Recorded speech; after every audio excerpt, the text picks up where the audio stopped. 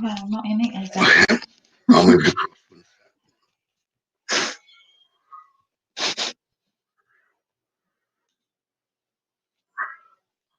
Second right.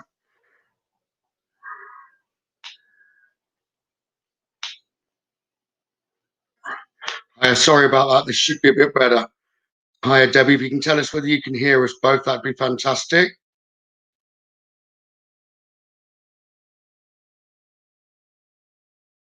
Sound much better. Good.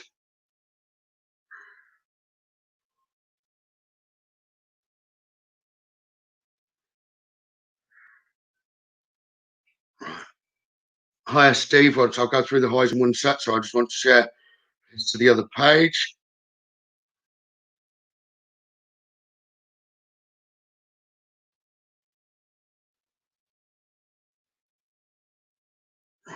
Good. Glad you can hear us. Right. Let me go back to the top and say the hellos again. Hiya, Debbie. Hiya, Trina. Hiya, Cheryl. Hiya, Grace.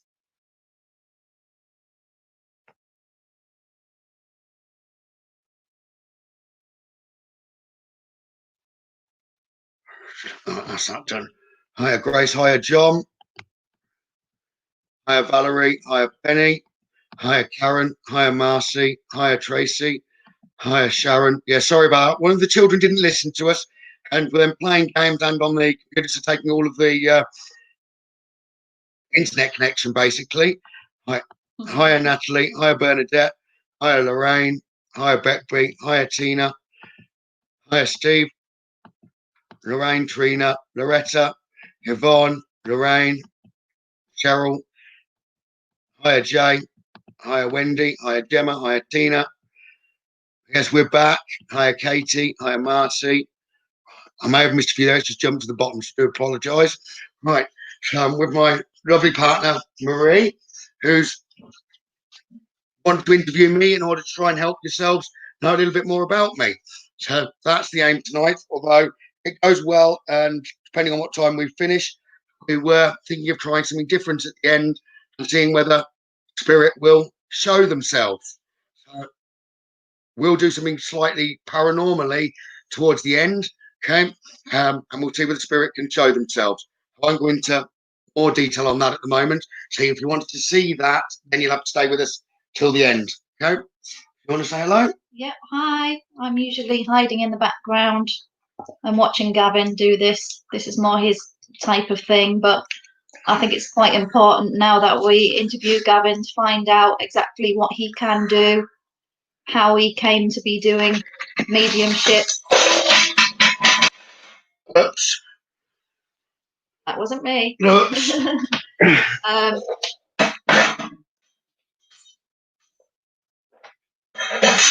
He couldn't have picked something quiet to drop. No. I've broken something as well.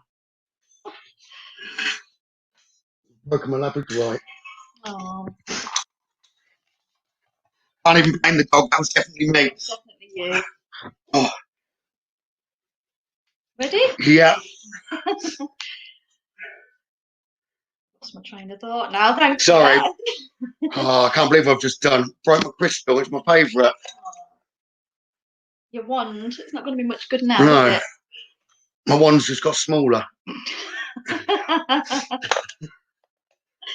Everything for a reason. Yeah. Right. So, how did we meet? Me and Marie first met about 7.5 years ago now, of the internet. Okay. So when we first met, the first thing we started talking about was actually spirits. I need to add 7.5 years ago, I wasn't developed. Okay.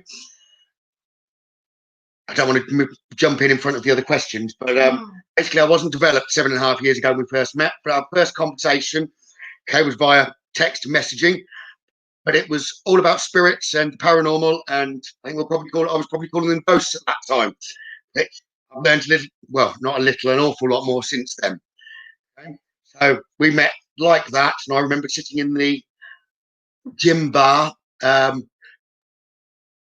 as I was meant to be driving home, but it was like Marie messaged, and so we bounced back message after message, probably for about 45 minutes to an hour. And then it wasn't long after that I persuaded her to give me her phone number, and then we spoke on the phone. So that was how we sort of met. Okay, it was generally to do with spirits. So probably if I hadn't, well, not no probably about it. If I hadn't have met Marie, I wouldn't be where I am today. Okay. That was probably the only common interest we found, wasn't it? Which is yes, that was the initial common interest. It was just immediately that was the common interest were spirits. So I spoke about experiences that I'd had. She spoke about experiences she'd had. Okay. I'm trying not to answer it too detailed at the minute and miss out other questions she's going to ask. Yeah, so the next question, like you say, you weren't developed or working as a medium or a psychic or anything of the sort. What were you doing? Well, at that time, well, background to me a little bit, straight from school and A-levels. Okay, maths was always my forte, not writing, definitely not drawing. I went straight into a family business as a financial advisor, financial planner. Okay, initially I started in Birmingham as an investment manager, then moved across to financial advice. But at the point that me and Marie met, I'd got a sort of a transport business, removals, and basically organising transport and deliveries. Okay, as well as writing wills. So that was pretty much what I was doing back then. So did you have any indications of abilities or any signs that you could be sensitive that you were aware of at that time? Yes, I always managed to keep myself out of trouble. And right, so keeping myself out of trouble. So I'm not really going back to childhood at the minute. But childhood, let me start with childhood first. Childhood, as I was growing up, I was always aware of spirits. My dad would talk about things when he was younger. He often had readings. I suppose the first real experience of me growing up with spirit was he had an older house and no one liked going down into the cellar. I wasn't too bothered by going into the cellar. I always felt like I was being watched and something there, so I'd talk to spirit. Likewise, because my mum and dad were separated, my mum's, again, I always felt there was presence of spirit. But my dad's, it was more of a negative energy in the cellar. If it was an evening, no one wanted to get down, even in the daylight. It didn't really bother me, and I could hang around by myself down there. I'd just talk, and it was like, no. I just had a common belief that, no, you can't hurt me. So I wasn't really fearful, whereas other members of the family were. So after that, other experience in childhood, I might be jumping a question that Marie's coming to next, but I was going to say one of the first things where it really came apparent that I'd got a connection was I'd never been to York before. So York, I went to York and someone came up to my father and asked for directions. Before he could even say anything, I'm giving directions and I was probably 8. It was like, yeah, straight on, take your second left, take a right, and you'll find that straight ahead of you. And I was sitting, my dad just looked at me and went, you're sending him on a wild goose chase. I was like, I don't know where that came from. It's just like I'd given the directions. But anyway, after we'd then done a bit more walking, whatever that lady, I can't remember what it was at the time, had asked directions to, it appeared I was absolutely correct with the directions that I'd given. And my father also, while we were there at that point, took us on a ghost walk. And with the stories of the ghost walk, I was coming out with things prior to being told them about the history of the place and blood coming out of the castle walls and things like that. But everywhere we visited in York, I could tell the story before the history came out, which fascinated my father. I always managed to keep myself out of trouble. Even if there was trouble behind me, I'd always sense it coming first. So if it meant a matter of ducking or even if things were happening behind my back, I could always keep myself out of trouble. I knew what was going around. I could feel other people's energies. I was always very sensitive. If people were upset, I could pick it up. And I'd always offer a helping hand. I suppose I always knew I was slightly different. I am heavily dyslexic. Even at school, that didn't stop me. It was like, if I believed I could do something, I could do it. So I always had a lot of belief. But I always knew that spirit were helping. And I always felt like it was my dad's father who had died in an accident that was around me. Talking about accidents, also growing up, red cars. My father, who had readings, I was always told to keep away from red cars. it was him that was told to keep away from red cars, but it was the purpose of me. He had a red BMW at one point, and whenever I was in the car, he could hear clicking noises in the back wheels. I could as well. That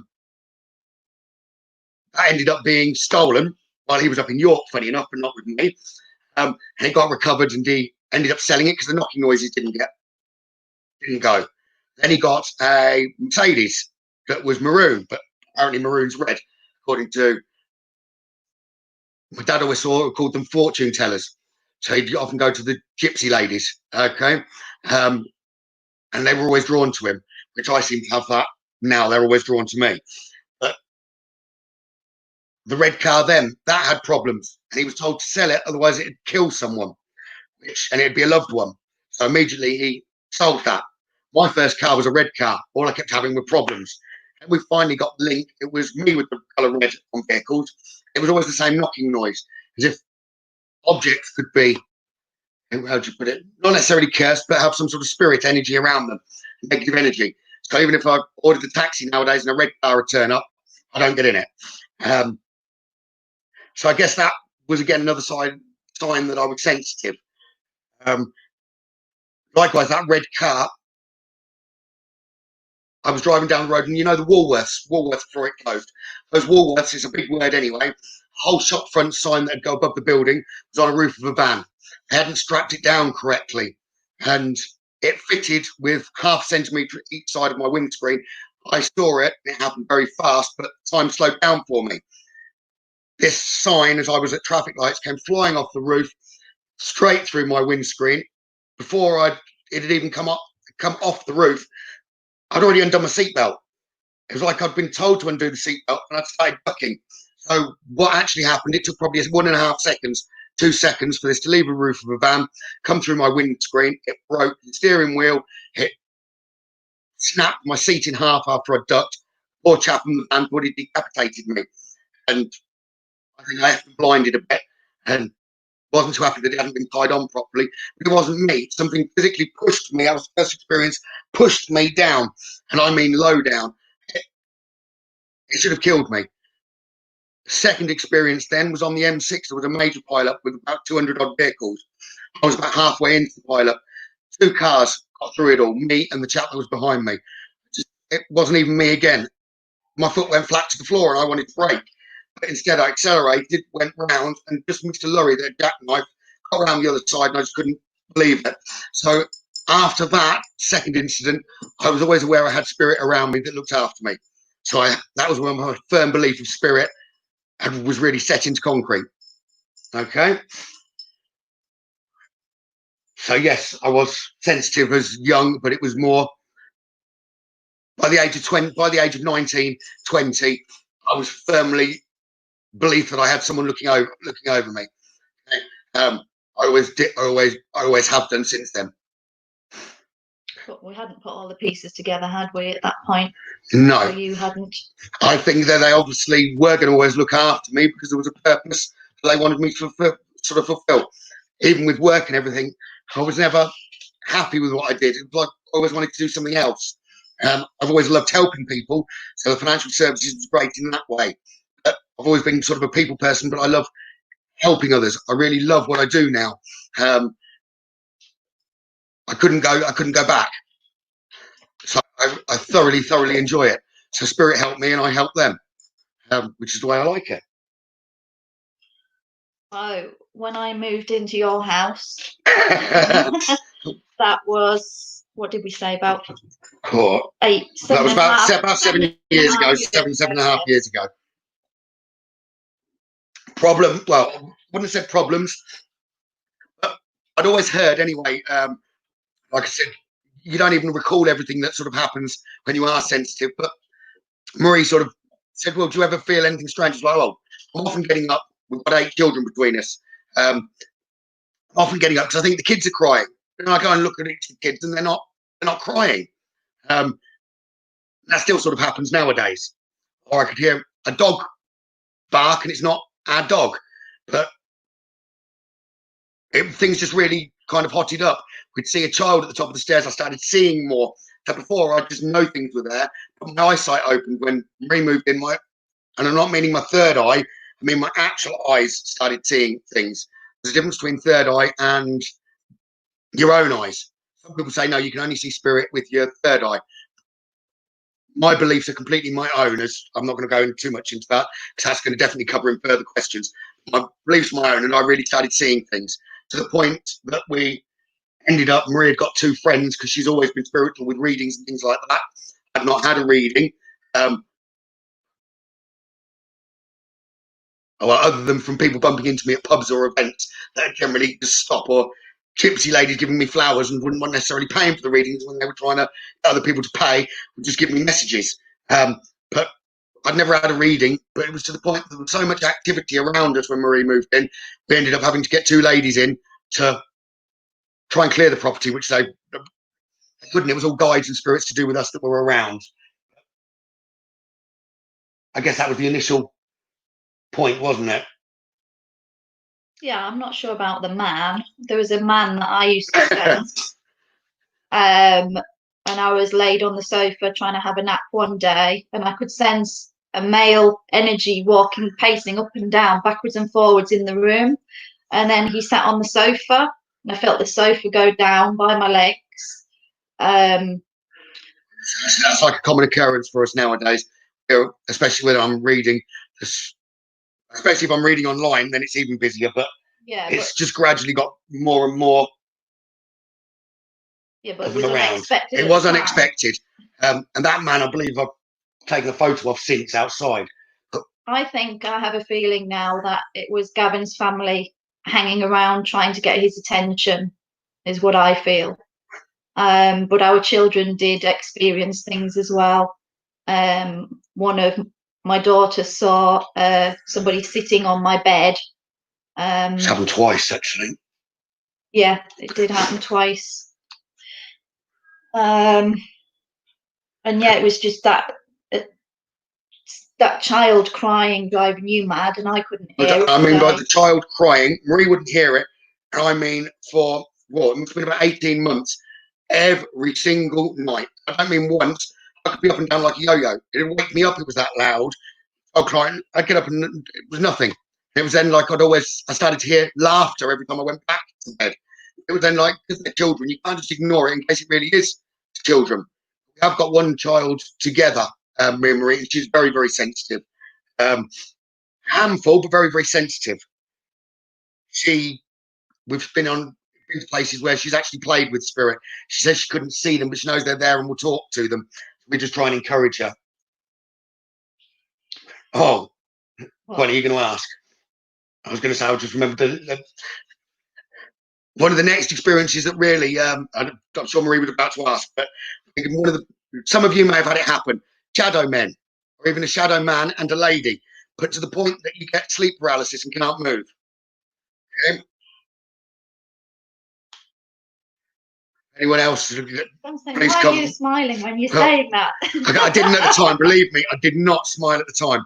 It was probably one of the beginnings of me getting rid of any fear. Spirit didn't want me to have any fear.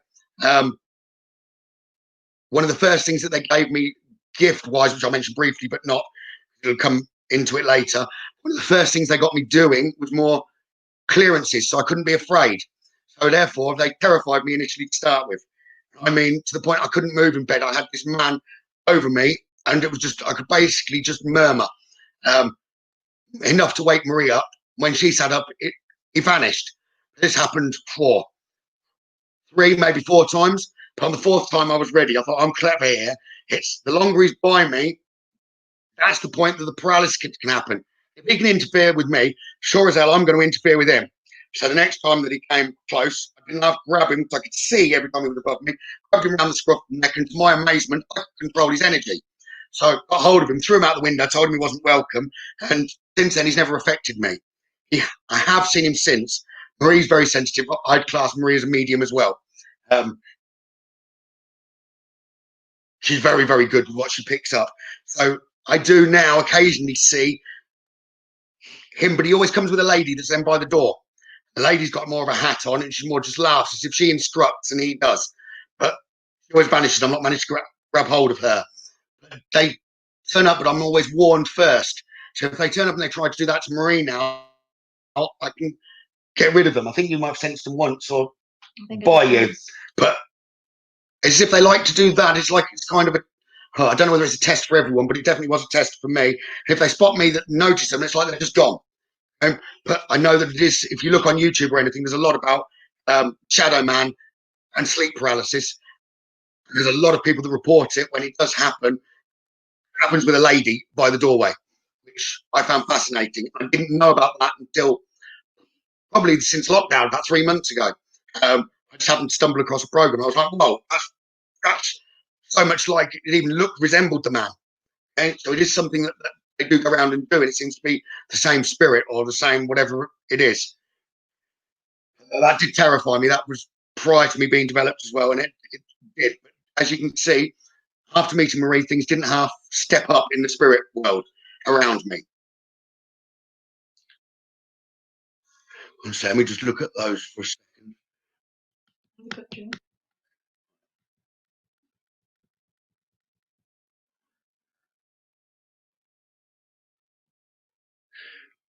The bright glittering light around newborn baby. I wouldn't know, but the first thing that's been given to me, Bernadette, is like the angels guarding. So it's happened to a few of you then.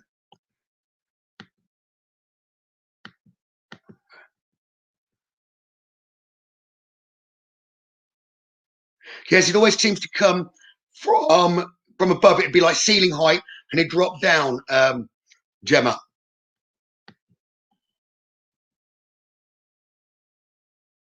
So what's your advice on that? If it happens? The worst thing you can actually do now from experience, this is easier said than done, is don't fear. It's fear that stops us moving. It's as if it will wake up suddenly. So therefore you haven't got the movement ability, you've got to wait for the body to wake up. If you don't fear, if you've got the fear, it seems to lock your body for longer. Whereas if you've got no fear and more just like try and laugh, which I know is easier said than done, it's as if his power's gone. And therefore you can control that, he'll just leave. Okay? It will just leave. But I have had other instances of shadow figures. But me talking about shadow figures, there's a difference between sleep paralysis and a shadow man. You more completely see him than just a shadow. Often when people see the shadows, it's not anything negative. It is 9 times out of 10, if not 99 times out of 100, a loved one that's around you. Because that's the easiest form of them showing themselves. Now, the next step up would be more translucent, and the next step up, half apparition, full apparition, etc. That's more energy needed. So the basic shadow, don't be frightened of it. 99 out of 100, it's a loved one that's close to you. Just wanting you to know that they're there.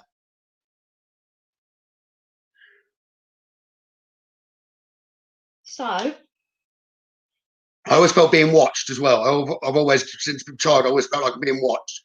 And that doesn't matter. I don't mean by loved ones or family around me. I go for a walk in the woods and it'd be like something over there and it's watching me. Now I can put 2 and 2 together because I get the same feeling. Nowadays I look and I can see. And so I know that in the past when I was doing that, I was looking directly at those energies that I could pick up on. I just wasn't doing it. The more you practice, the more you do, the more you see. Okay? Sorry. that's all right. So I was on my phone and I had a pop-up advert which I couldn't find any reason for. It wasn't linked to anything that I'd been looking at or searching. But anyway, up popped this advert for some psychic event, a company called Psychic Switch, where you get to go along and see 4 different mediums. You sat at a table between 8 and 10 of you, and then the medium comes and sits at your table, and you see them for 20 minutes. They read who they can on the table, and then they move on to the next table. I'm not explaining this very well. You are. You know, so anyway, you get to see 4 mediums back to back, and then you've got the choice of private readings afterwards, 1-to-1. Basically, you could go by yourself, you could go with friends, but you're always mixed up. There's less than 8 to 10 of you, and you're sharing a table with others. You don't get the food at them, but you have a drink. It's a good night sort of out. A medium then comes around, spends 20 minutes at each table, and you see 4 different mediums that pass messages. So by the end of the night, everyone's had a message. Okay. Effectively, we knew nothing about that. ad kept popping up on Marie's phone. So she dragged me along to an event. Yeah, so I booked up the event and we went along. It wasn't the type of thing we would normally do. And so it was quite important with your development in the end, wasn't it? Yes, very much so. I said if I hadn't, like I said, I'd had people that passed messages to me. I'd never been for a reading. Put it this way, I wasn't half picked on. Every medium that sat down glanced straight at me and was like, da, da, da, da, da, da. I've got a friend that passed away. He won't mind me talking about him. His name's Col. He still comes around nowadays. Okay? But first medium sat down, looked at me, was like, your friend's here. He had diabetes and he wasn't eating properly and he ended up passing away. Okay. But the first medium was like, but the funny thing is, he wants to talk direct to you. So I'm now laughing. Okay, thinking, well, I know who he's talking about. That's Cobb. What does he mean talk direct? He was like, you can do what I'm doing. I still chuckled a little bit and thought, yeah, right. But after that story, the next medium came to the table. They passed messages to other people as well. The table, the next medium came and sat down. They looked straight at me. I was told to speak up by this particular lady. She wanted to hear my voice. She said, I've got a spirit around. Boom, gave me exactly the same. I think she said he wants to help me. I didn't understand that at the time. And then the third medium, same happened. Fourth medium, same happened. So at which point I was well and truly baffled why he'd come through and why he kept wanting to help me, but he'd given the same message to 4 different mediums. But I got him down to a T. Like I said, he won't step back. He's Q jumped. He's this is that, and they just described him to an absolute T. So that was like the first switch event that I went to. And then we were hooked pretty much after that when they came locally, weren't we? Yeah. I mean, what I found interesting was I'm not new to knowing of mediums, but the mediums, although I knew a lot, they were all ones that had been doing it most of their life, or they'd, got really strong abilities from childhood. And through Psychic Switch, we learned from the mediums there that actually some of them had developed later in life with mediumship and psychic abilities. And that kind of got us thinking, especially with them saying that Gavin would be able to do it. We were like, oh, that wasn't really, really? It was told that just would be able to do it. It was more what really changed things was 8 weeks later when we went to the second switch. Yeah. Really, this time there were a few different mediums there, but I was told the same. It progressed. It was like Paul, who'd passed away. They said he wants to work with you.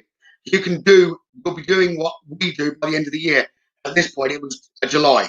So July, August, September, October, November, 5 months. He said by end of 5 months, you're going to be doing readings for people. You're going to have full communication, and you're going to be given a real big gift at Christmas. Said one medium, and I sort of laughed. But like I said earlier, when I've got belief, it's like, hang on a sec. There's too many people now telling me the same thing. I believe, right? And so I'm going to do everything in my power now. I want to do what they're doing. I think it's fascinating what they do, but doubt left me straight away. It was like, they're all telling me I can. So I was pretty much, as soon as we left there, I was pretty much told I needed to appoint Carl as my guide, which did completely go against what other people think, that you've always got the same guides around you. But Spirit knew that I knew his energy. I knew him well enough, okay? And it was like, that was his purpose now. He needed to develop me. And I knew the way he spoke. I knew what he gave. And I always knew when it was him. So I could trust the word I was getting from Spirit. He's not now one of my guides, let me add, but he does often come and visit. Now we're talking about him. I have actually got him by my side. He always greeted me with, he wants me to tell you, pen, anyone for a pen. Which that was what the mediums had given. And only one, I think, gave it like that. They were like, I feel bonkers, but I'm going to repeat it. So because I had him by my side, I've always repeated ever since everything that I'm given. It was annoying. He was like, we got on really, really well. And it was like he always dropped in front of my face, so I knew exactly what he meant. But then I always knew when he was around, so he could do that. He had a firm belief. We used to have conversations. He was the first person I showed a picture of Marie to before we'd met, who was really pushing me. He was like, you're going to be together. And he'd got a good instinct. And he'd talk about death and after death and really believed in the afterlife. And it was like he was put to purpose when he'd gone. So it was fantastic. Yeah, one of the things we were talking about earlier was how to tell whether what was being dropped was from spirit or whether it was your own thoughts. Yeah, I had difficulty trusting. So I always initially, before even a pendulum, we'd got a dream catcher, and I noticed the dream catcher seemed to move one direction if it was a yes, and the other direction for a no.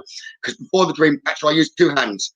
I'd hold my right and my left hand out, and I'd ask spirit to touch the right hand for a yes, the left hand for a no. Then to clarify, I'd then switch over and say, now I want the other hand as a yes, the other for a no. If I swapped over, then I'd got my confirmation of what I was getting correct. But I realised the dream catcher was doing this. But I asked, I said, isn't there something simpler you can give me so I know what you're giving me isn't just my imagination? He was like, fine, I'll talk in rhymes and raps. So everything that came was like, and we give an example, Dan the Baker Man. Oh, right, okay. So I knew that what spirit was around, there was either a Daff or a Dan. Their name was Dan, and they were either a Baker or their surname was Baker. One of the first that I done it randomly to was like, yeah, no, that's my granddad. So I then quickly worked out these rhymes I needed to listen to. I wasn't getting the information that I get now. I've more started to go to a circle and other forms of just trying to develop and repeating going to switch, trying to pick up what the mediums were getting before they said it, and then getting clarification myself what I was getting was correct. But he constantly gave me in rhymes. And so I suppose over that 5-month period coming up to the Christmas, I was gone to the point of just getting the odd bit right to near enough getting the whole message to the point in the December of overhearing the whole conversation the spirit were giving to the mediums at tables of switch. And so development had happened fast. I've got a bit ahead, I think, from questions. Yeah, which isn't normal, what you would think was a normal way of developing. Yeah, a lot of people wouldn't have trusted that, would they, to have the confidence to carry on. But I was told right from the beginning, trust. You'll succeed as long as you trust. But with my belief from growing up in any way and all in my life, I've always believed, I used to say, believe in yourself and you can achieve anything. There's no such word as can't. You can do anything. But I believe that was mediumship. I believe anyone can do it. You just got to open yourself up correctly. Get your vibration high enough to try and bridge the gap. Do you want to talk about that or not? Yeah, that was one of the, The other thing that had happened during development, even prior to development, I suppose, with me getting more trust. One of the first times, I think I was about 21, I had appendicitis. So I was put to sleep, had the appendix taken out, tremendous amount of pain. But as I came to, I was aware of spirit around me. So that was one thing. But then I had the delay of the next real bout of pain. I had trouble with my shoulder, which was my new problem, really. But again, needed me to put to sleep. But I'm terrified of needles. Okay. So pain I put up with for as long as I possibly could, ended up with a small operation. Came through out of that operation. Marie was with me for that, and she really did then see my needle phobia. But that was also when the activity, it was before I was developing, the activity had stepped up around us in the home. Then, as I was developing, the point I was told I could do it by Christmas, that was in the July. I had toothache like you'd never know. Started with wisdom teeth, wasn't it? So wisdom teeth. So I ended up having to be put to sleep to have my wisdom teeth taken out. I ended up with another tooth that had got an abscess underneath. So I had to be put to sleep for that. That second bout of pain, waiting for that to happen, they even made me go to try and have it pulled out of the dentist. They couldn't. They raised my tooth. I couldn't eat. So I ended up being on a waiting list at the hospital. I did jump the queue there because I couldn't eat, but they took the tooth out. I believe that was all in line with spirit as well. They wanted me to suffer that pain. It was like I got a deeper connection, and it did aid me. The only time I didn't have the pain was when I was going into circle, giving messages and things like that to people. Pain was around me the rest of the time. But pain, I've learned since from other people when they develop, pain seems to be around people that develop.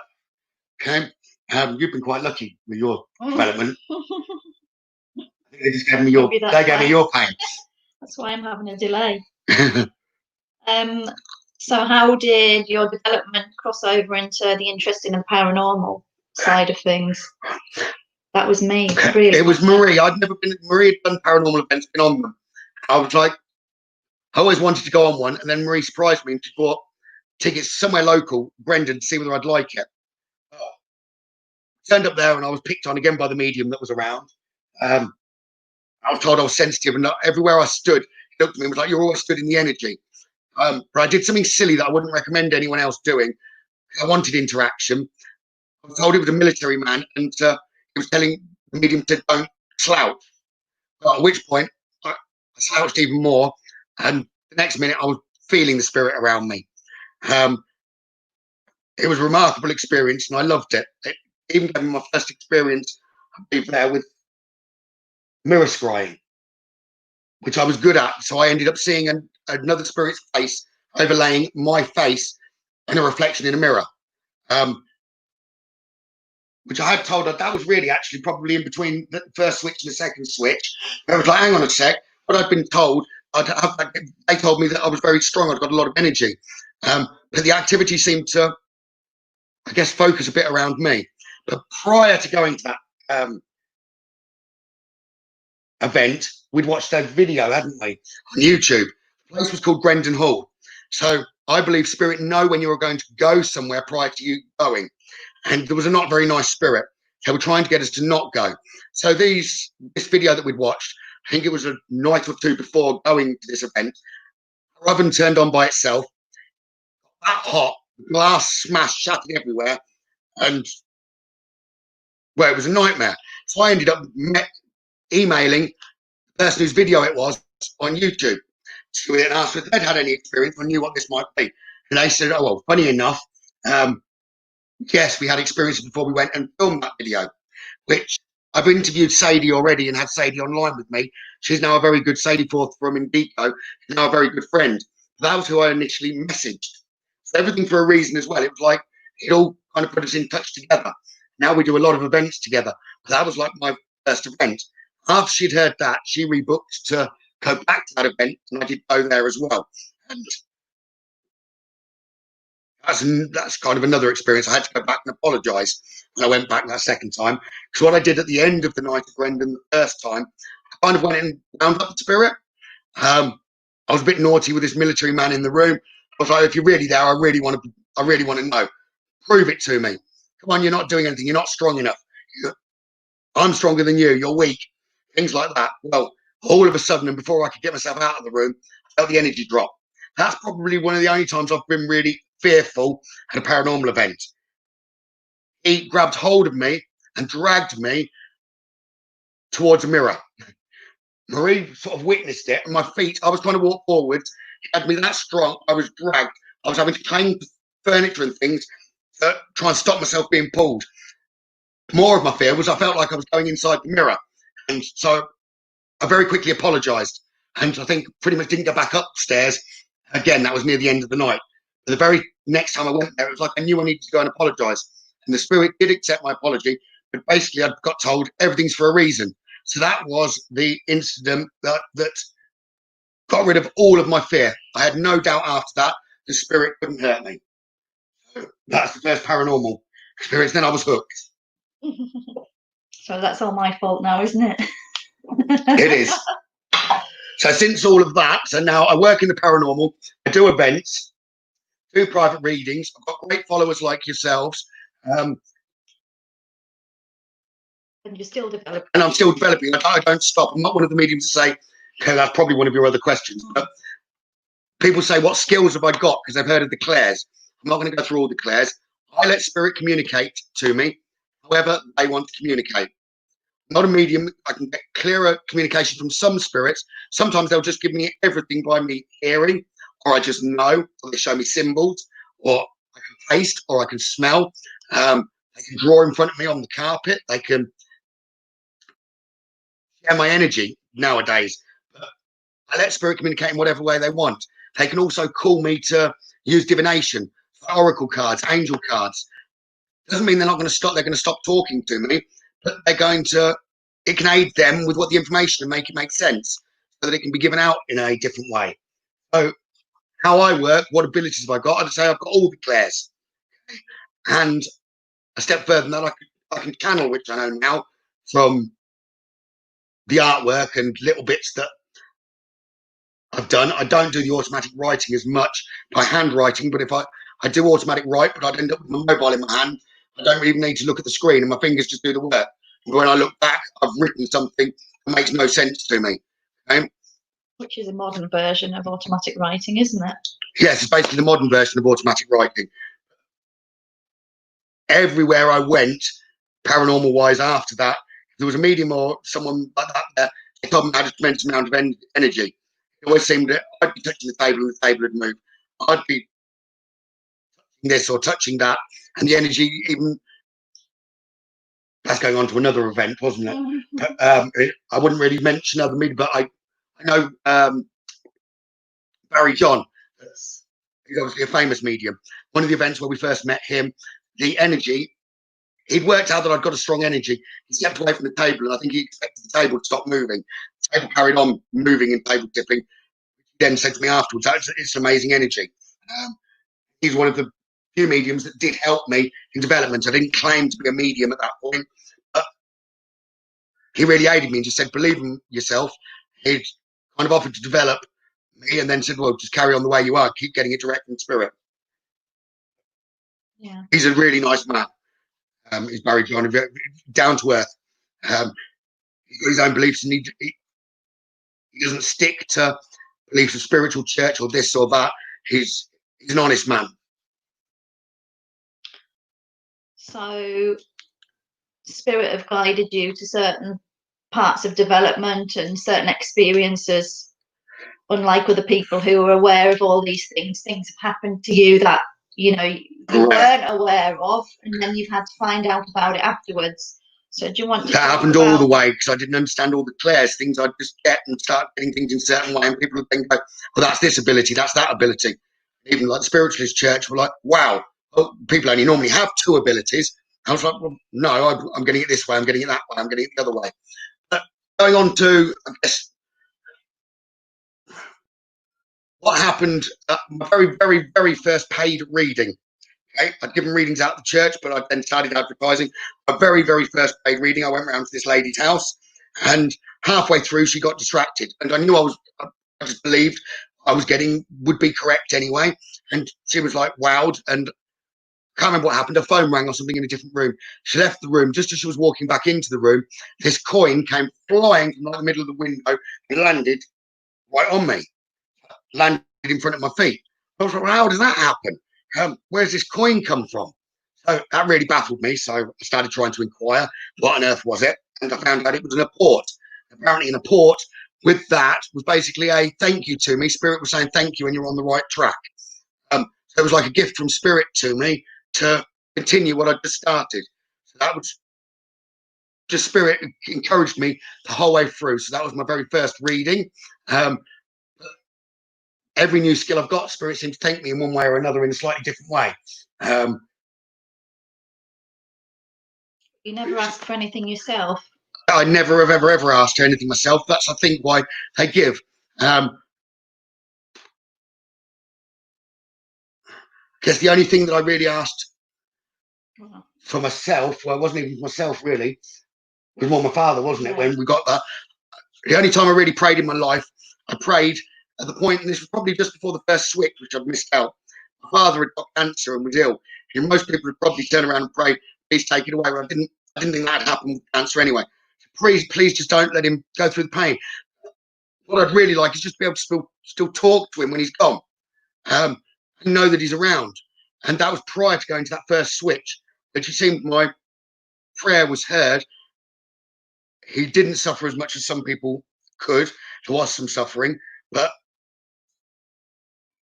4 hours after it passed, I had him talking in my ear to the point that I didn't believe it myself. So I turned on the spirit box, and his voice came through on the spirit box. And I was like, is this really? I didn't know this is possible that quickly. Everyone had told me spirit can't communicate as soon as they pass. You need to leave it weak. That's a load of rubbish. An amount of, maybe not for everyone, but I get spirit through the moment they've passed, if need be. The amount of readings that I've done now, and just even people have been like, well, how can you get my dad? He's only passed a week ago or something. It's not even been his funeral. Prior to the funeral, I seem to be able to get clear and perfect communication, even if it's through help of other spirits around. But my father really showed me that one, and in order to trust and to believe, but that was the only thing I've ever really asked, was I'd like to be able to talk to him afterwards. That's the only thing really I'd asked for myself, and now I can help others. So I never asked for anything myself. They always give, though, don't get me wrong. Even if there's, say, I do some free readings now, I wouldn't put money on it, I wouldn't gamble with it, but I can guarantee, say I've helped someone out that was in real trouble, clearances for instance, they've got a problem with spirits around the house, they can't afford to pay, they can't even necessarily afford my travel expenses to get there, because I don't charge clearances, I just ask for expenses to be covered. I could turn up and just like they desperately need the help, I've got to pay 40, 50 quid to get there and back, but they need the help. Shouldn't no one have a problem like that? I'll go and do it. I can guarantee the very next day or even on the way down there, I might be in the shop and I'll suddenly get a voice in my ear, scratch card 9, which I've learned to listen to. Scratch card 9, it's not a fortune. Boom, 60 quid. That's just covered the fuel that I've spent to go down there.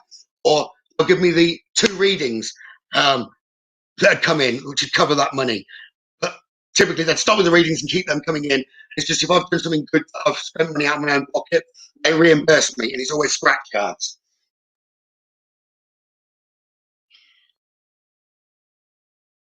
You wanted to talk about how you figured out that you needed to set boundaries with spirit when you were developing. Boundaries. A lot of people tell you need to open and close. When I say this, it's not like there's fully open and there's open. I don't close down. If spirit, why should I open up just when I want spirit's help?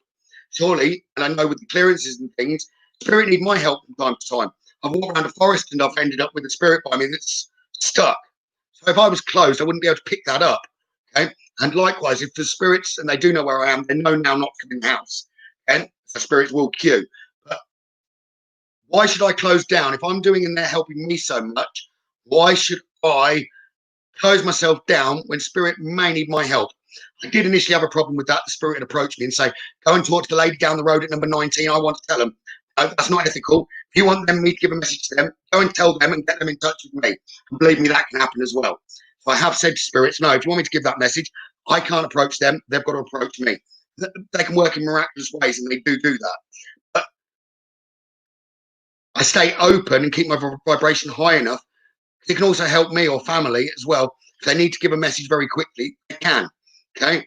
I do, before I do like a first reading of a day, I do literally I do point up like that. I know then I've got a full connection. They know I'm going to work. But the closing down, I don't close down. Afterwards, I just ask spirit to step back. Okay? They can come and talk to me. Like if a close friend, it wouldn't happen with a lot of spirits, okay, like your loved ones or anything, but close spirits. Family friends say that they're in trouble or they've got a problem, their loved ones, a friend's mum might come to me and say that they're people that trust and know me, might come and say, oh, they've got a problem, could you please tell them? Well, I'll happily pass that on. I can make a phone call and say, are you all right? I've had your mum around me. Oh yeah, why? And then that's the point they'll give me the message and I can pass it on. So they do work in that way, which wouldn't be possible if I closed down fully. But they're not rude. The way they do it, they approach me nicely. Well, they do now anyway. But it did cause a problem initially. So I had to set boundaries. I was like, what on earth's going on here? I got bombarded. One day Marie rang me, said, Gav, the outside, we've got thousands of orbs flying around. I was almost home. I was like, bloody hell, because I was developing. And I was like, I could see a row of spirits round the corner. We don't live too far into the close. But I'd got about 100. I could see perhaps 200 spirits. They were queuing up because I'd already set boundaries at that point. Queuing up, I'd got 200 spirits leading up to the front door of my house. So I got out of the car and I was bombarded. So I know I said they queued. One thing that they thought was possible was they could wake me up at night. So I had a period where they were waking me up every night. I didn't know quite what to do. So I'd already set my boundaries and said they needed to queue. But then I went to bed. They thought it was all right to queue around the bed and keep tapping, pushing, everything else. So I did seek a bit of help there and guidance. after about 2 weeks of hardly getting any sleep and constantly prodded, poked, and you name it, worked out that they needed clearing. But the more then I cleared, the more that spirits came. The more I cleared, and so these were earthbound stuck spirits. I set them up so they weren't stuck, and more came. To the point now that they still do, and I just offer that service, and they listen to me fully. They don't come into the bedroom.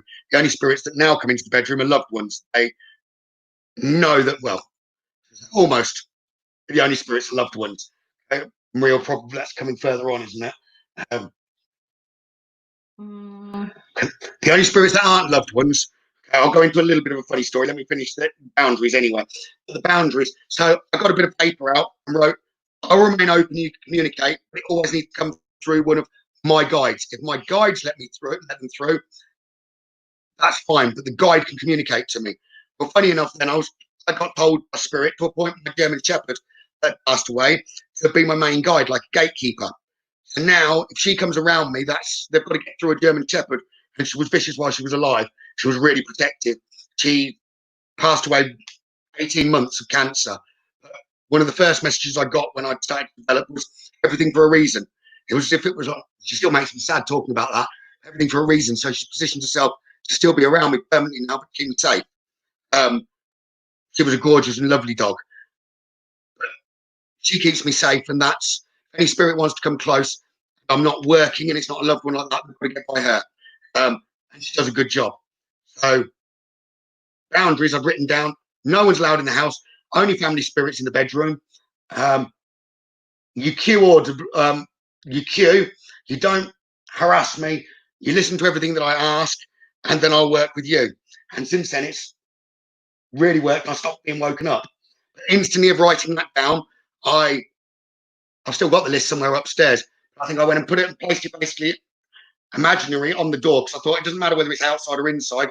Spirit can read, and they just know what's meant to be on there. They know everything anyway. So I did that, and there were my rules set. I've not had a problem since with being woken up by spirit, other than loved ones. No, but the first night you did that, then they switched to me. Oh yeah. So I did that and closed. So I'd said set my rules. The next minute, the next about 3 nights, I think it was, Marie hardly slept a wink. They just went and bombarded her.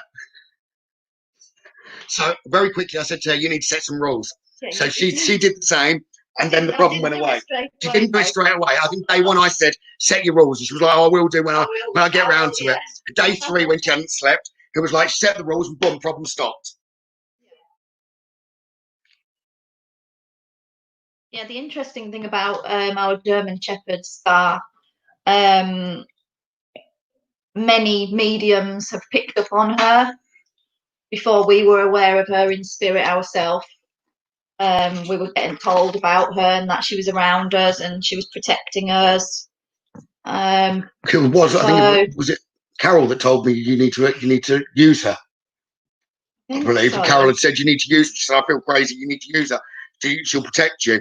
So not many people with her main. She's not necessarily a guide, but my main protection, I'd call her a gatekeeper. So the main spirit around me that keeps me safe is Star. That's a German Shepherd. But we've heard her barking on spirit at. Yeah, we have paranormal. Yeah. Showed up on many photos on paranormal investigations. Shows up on most. We went to the school with our daughter, and I took some photos of artwork.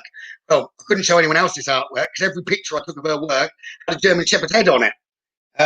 But pretty much every family photo we take, if I look closely, Star is on it.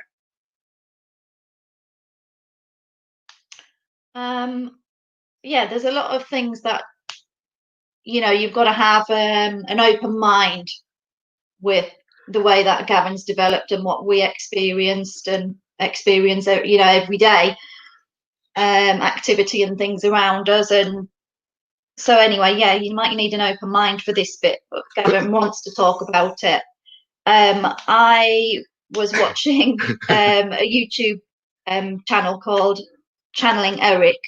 I don't know if anybody's heard of it, where mediums channel messages from spirits. They channel them from a lot of famous American spirits mainly. Yeah, but they channel all sorts of spirits. I wasn't necessarily into the belief of channeling that. My beliefs, I'll say, I keep an open mind. I have got my own set of beliefs. It doesn't mean I'm closed-minded, my beliefs can change. I actually learned something new yesterday that was different to what I believed before about the ringing in the ears. It's never guidance for us. It's only guidance for ourselves, not for others.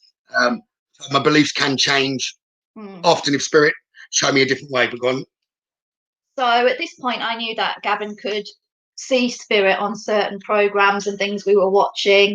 He could tell if other mediums were true mediums, and likewise, you know, they can with him. To YouTube, actually thinking about it helped me develop. So I'd often say things to Marie prior to the medium saying it, and then she'd look at me and go, I don't know how you how do you know that? So as if the spirits had talked to me on programs we were watching. Yeah, we had like we were watching a channeling Eric where they were channeling Michael Jackson. Oh yeah. And you kept saying the answers. They were asking Michael Jackson questions, and the medium was answering on his behalf. And Gavin was giving the answers before the medium was giving the answers. To about 25 questions they asked him. I gave the answers faster and quicker than this medium that was doing it. But I don't know how you did it, because it wasn't live. It wasn't live, and I'd not watched it before. I didn't know, but the answers were exact. It was just like I had Michael Jackson's spirit around me, sort of giving me the answers. That's what I felt like it was. She said, how did you do that? I said, I felt like Michael Jackson was by me. And that was the first eye open. And I was like, hang on a sec. I seem to be able to call whatever spirits are around. So one quick question, because I'll go on to it in a minute if he's online. Steve Hawthorne, are you online watching at the minute? I think we'll do that one first. Oh yeah. So changing slightly, on a photo that you'd taken in the bedroom, we noticed spirits like to show up against our bedroom wall. It's a dark purple and textured sand, and for some reason spirits were showing themselves on the wall. So you started taking photos, didn't you? Keeping you awake at night with my flash. And you took this photo and sent it to a couple of other mediums, and they said, oh my God, that's an angel. And we were like, okay. That was when I really knew that I could take photos of spirit, and they started requesting me to take their photos. I'd taken a photo of the angel, and everyone told us Archangel Michael, and it was clear.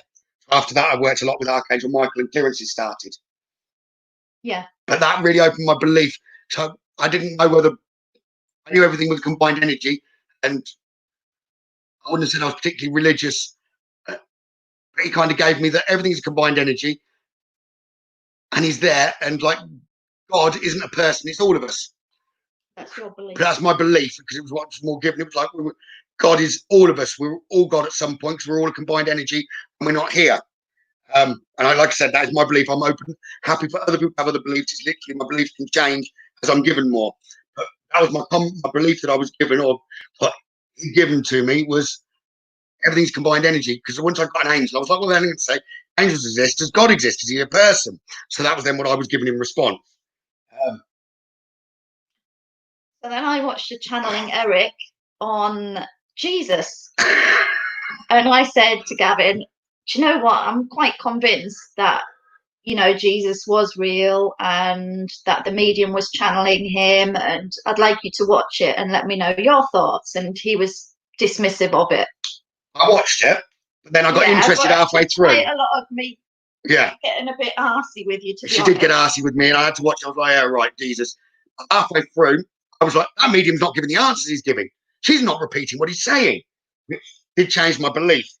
Because at the point when she was then brought religion into it, I repeat everything that's given, so I'm going to say it. And I don't mean to offend anyone with what I say, but Jesus, the first thing he didn't answer correctly, it was like the Bible. It was like 70% of it, in his language, because he swore, was like adapted, not true, not in its entirety. He got an explanation of everything. I was like, well, why are you so important? Why are you written about? He said he was the first ever medium that was documented. So his ability and his connection with God was the connection with the energy, was what he explained to me, which is how I then got a second opinion on combined energies. But he was the first medium that was documented. So when he told me he didn't preach, he'd only give information to those that wanted it. His information was coming from source. So it was coming from other spirits. So he was a medium, was the way that it was explained to me by him. But since then, he can't half talk. So for one question, when he came close, he always tells me, he always comes to talk to me at the most inconvenient time. I'm getting out of the shower or something like that. He goes, oh, no clothes on again. "Oh, I'm just getting ready for bed and I'm in my pants." And he's like, "Oh," and he'll just stand there. He doesn't seem to care. It's as if he's calling in. If I get him to get to my boxer shorts, he's like, "Oh, we're both in loincloths now," and he just seems to try and talk. But he is amusing, and I have, with a few others that have developed, said, "Try and talk to Jesus." I go, "Bloody hell, I couldn't shut him up." He will come to anyone that he's trying to develop, and he is very, very interesting. But other mediums don't like talking about it. No, other people don't like talking about it but because he's too honest, and it can offend a lot of people. And he likes to be honest. The only reason I repeated what I just said there was I kind of made him a promise that I said I wouldn't necessarily talk about you, but if I do talk about you, I will say what you've said, which is why I've repeated the bits that he asked. He said, but I do feel uncomfortable doing that because that's playing with other people's beliefs. But if I make a promise, I keep a promise. Trust you to bring that up. I told you not to. You said you wanted to. So bringing other spirits through, you're talking about channeling then. Football, right. Steve Hawthorne. So one night, and this was after I'd been doing readings and things for people, and I developed, I thought I'll try and see if I can bring famous spirits through. So anyway, Steve Hawthorne. I can't remember the name of the chap, but he'll probably comment on here in a minute. But he gave me the name, and I didn't know who he was. I said, "Go on, then I'll give that one a go." So I started messaging with him. So this was all by automatic writing as well, through text messages. "Steve, what was his name that you asked for?" I know now that he was a Liverpool manager, and he's Liverpool through and through. Basically, everything I said after I'd given him, what was his first name? Something Shankly, anyway. But basically, I got him through. He came to me straight away and started giving me information. And Steve, who's a Liverpool fan, could take all the answers that were being given. Bar one, I think it was, something to do with his injuries. And I was like, no, it wasn't to do with that. It was to do with something else. And anyway, he was like, no, I think you're wrong. But he looked it up and was like, hang on a sec. Yeah, he did get injured to do with the war or something like that, which is why he stopped playing football. So it turned out to be right. The fascinating bit was at the end of Bill Shankly, of me bringing him through, he got me to open up my notepad on my phone. So I scribbled with my finger, not me, but I guess it's a bit like the spirit portraits. Signature that came through, compared it, and I'd said it was about 70%. The first half of it was accurate to his own signature that he would have signed, his own autograph. Okay, but it had come through my body and my hand. And it was fascinating. Because that was right. He didn't like being called Bill. He liked to be called William when he came through. He'd called him Bill Shankly. But Steve was gobsmacked. I was gobsmacked. And all other friends that were Liverpool fans were gobsmacked. And I believe Liam would have been a Liverpool fan. But I've now got him right on the side of me, tapping me on the back. I don't know whether that makes sense. Okay. Yvonne or April, if you're online. He said yes, because you better be looking after his shirt. What's being said. Okay. Oh, sorry. Liam's always around me when April and Yvonne are on, and April's brother. Which again goes back to, I wouldn't call him a spirit guide, he's not always there. But you can appoint people to a spirit to do certain jobs or take certain roles. He asked, and so I allowed, I was honoured to be asked by him if he could do that. Okay. Sorry. That's all right. I'd just like to say about Gavin's energy. Obviously, he's a really bubbly personality, but he's always been that way. He's always on the go. He's always got something to say. He always helps people and doesn't expect anything in return. For example, I've got even more energy since I've developed. Yeah, you have.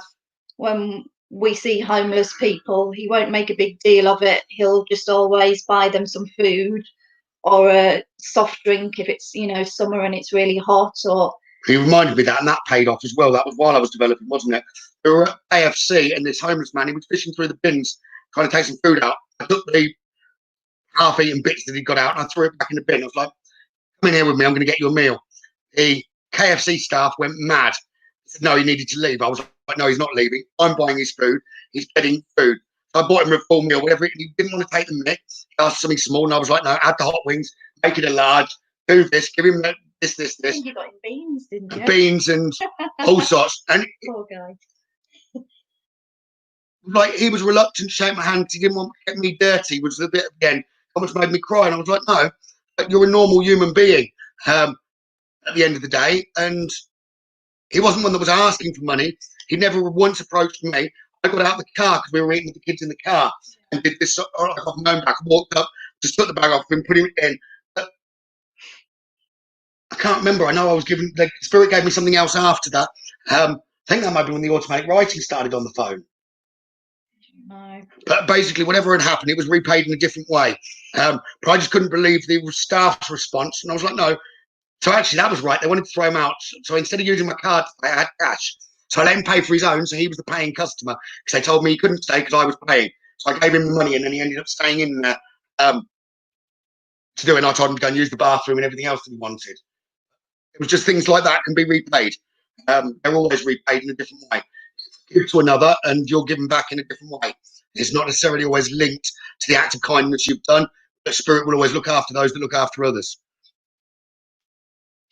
Yeah, so where I was heading with that is there's never a dull moment around you either. No. So when you see Gavin wearing all the crystal necklaces and things, I bought him crystals to work with, to hold in his hand, large ones, and he's like, oh, thank you. I'm going to drill a hole in that. And he's even bought himself a jewellery drill. So he can just put the holes in crystals that shouldn't be worn. Yeah, it wasn't meant to be worn, that one, was it? When you first started wearing your large aura, like 23, people were like...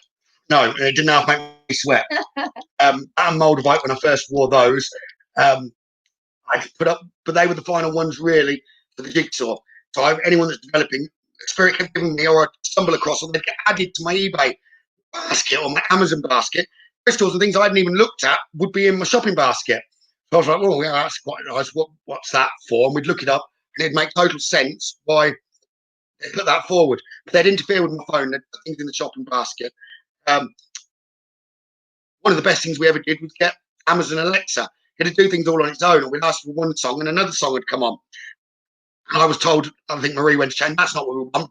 I'd like, hold on, we need to listen to this. Okay? And then we realised messages were coming through from song words. We just listened to songs completely differently how we would have done before. Even if I put my own playlist on from my phone, stuff can get added to my own playlist of songs I've never heard of. Yeah, I was going to ask you, a YouTube suggestion popped up, something to do with turtles one time. I can't remember what the meaning was behind it though, but what was it about turtles? It got me to look up turtles, and I ended up with a crystal out of a turtle. To do with turtle. I didn't end up getting anything to do with a turtle. It linked us to do with some sort of crystal or something like that, wasn't it? Things again, which it's just like they don't add it. So I've learned to believe. I always used to think of coincidences. Now I'd say there's no such thing as a coincidence. It's happened on purpose, and it was meant to be. So one of the things I've not been very happy about is you trying to get EVPs when I'm trying to go to sleep in bed. Marie's in bed going to sleep, and I'm like, I know there's a spirit around. Don't talk to me, because I like to get physical evidence as well for others. The spirit likes to try and give physical evidence for others, which I'm going to try something new at the end of this tonight and see whether the spirit will show themselves, which is a bit like mirror scrying, but I'm going to try and use a red light to see whether the spirit will overlay and can share my energy and show their face over mine instead of my own face. So we're going to try something new. I can't promise it'll work, but it has worked on private readings and in the paranormal, which Marie couldn't believe it the day I came back. So I've just done a private reading, and I showed the lady husband's face. She was like, what? You don't do that in a reading. I said, well, the only thing she wants, she just paid for a 20-minute reading, was like, I really just want to see my husband. Can you do that? I was like, I've got paranormal equipment in the car. Give me a minute. So I'm running down the street, got my red light. There was a mirror in the place where I was doing the reading. She got her daughter or someone with her as well. And I said, well, if you want the others to watch, they're more than welcome. Sat there, and I managed to bring her husband's face through over mine. And then I believe I even spoke in his voice from what she said afterwards. And it just made a day. That was all she wanted, was to see her husband one more time.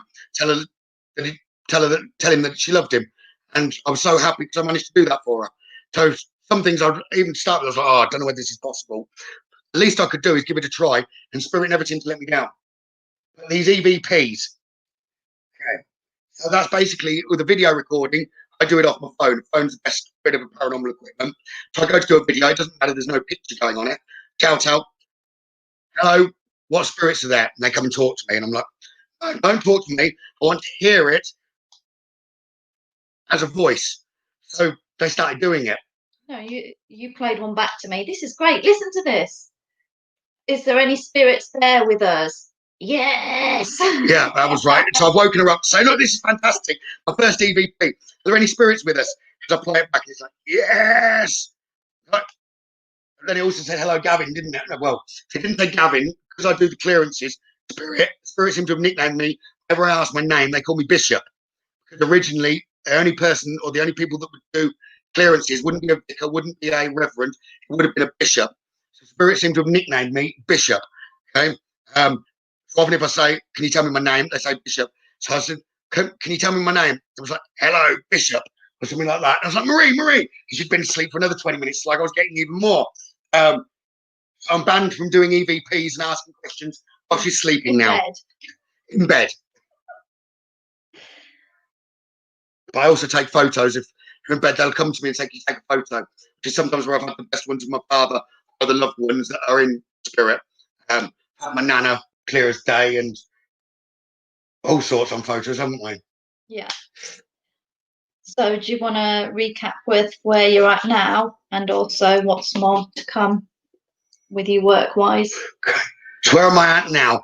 I'm a shaman and I do shamanic healing. I'm a Reiki practitioner. I'm a spiritual healer. So I don't give healing on those 3 different approaches. I combine them all for people. So I'm quite powerful is what I'm told as a healer. Some people might do a 40-minute session. Most people, if they had a 40-minute session with me, wouldn't cope. I can give the same results in about 20 minutes, 25 minutes. I don't like to just do nothing. So I'm constantly developing and learning more.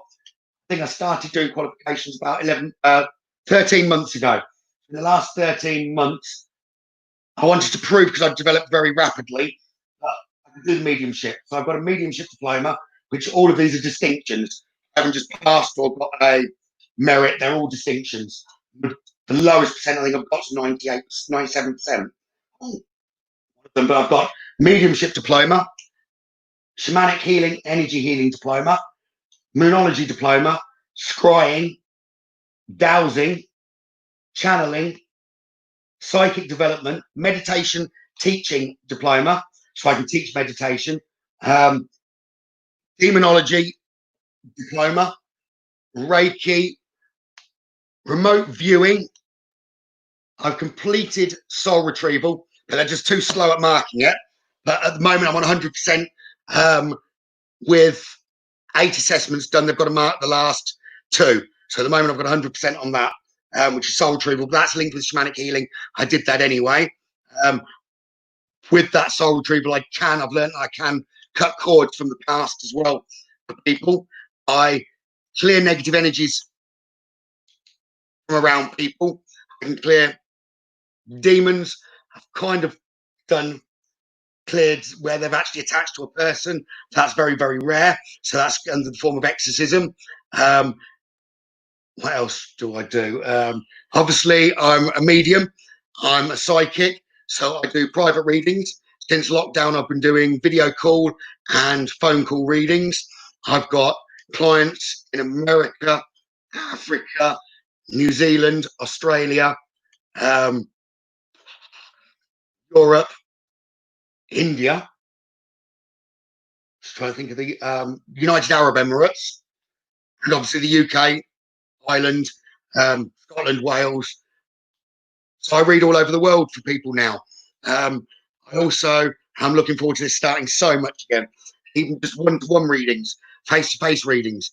You can kind of have a lot more fun. People pick up the characteristics of their loved ones when it's more one-to-one. They can see you suddenly tapping the foot when I'm telling them I'm talking to granddad, and they're saying, that's exactly what my granddad did. But I also do events, which, funny enough, I work up and down the country. I do my own events, but work up and down the country doing reading events with Psychic Switch. So from my first ever event with Psychic Switch, I never lied about how fast I'd developed. I just didn't tell anyone how long I'd been doing it. So I gave my first reading, I think it was like in December. I was working with Switch by the April, May time, wasn't I? And that was 11 months after I'd been to a very first Switch. So in 11 months from being told I could do it, I was working with the company that put the mediums in front of me, telling me that I could do it. Then also Fright Nights, I work in the paranormal. So I work with Fright Nights there. I do my own events as well. So that's pretty much it at the moment. What am I studying now at the minute? Astral projection. So the next bit on my list is astral projection, which goes well with the meditation. I've got others that I constantly keep wanting to do. I'm in the process, about halfway through a hoodoo course, which is purely so that I understand hoodoo, because I also remove curses, which not every culture deals with curses, but a lot of cultures do curse people when they've been let down. But I found that I can break those as well. So I also break curses that have been applied.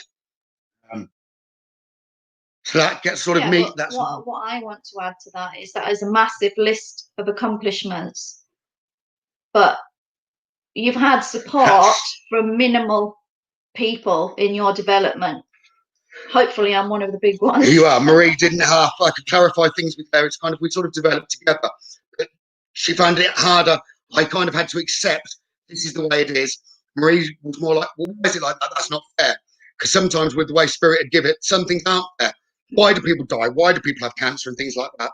It was more I had to sidestep those issues and try not to get the understanding of it and just try and accept. That's one of the hardest things with development, is to understand the whys.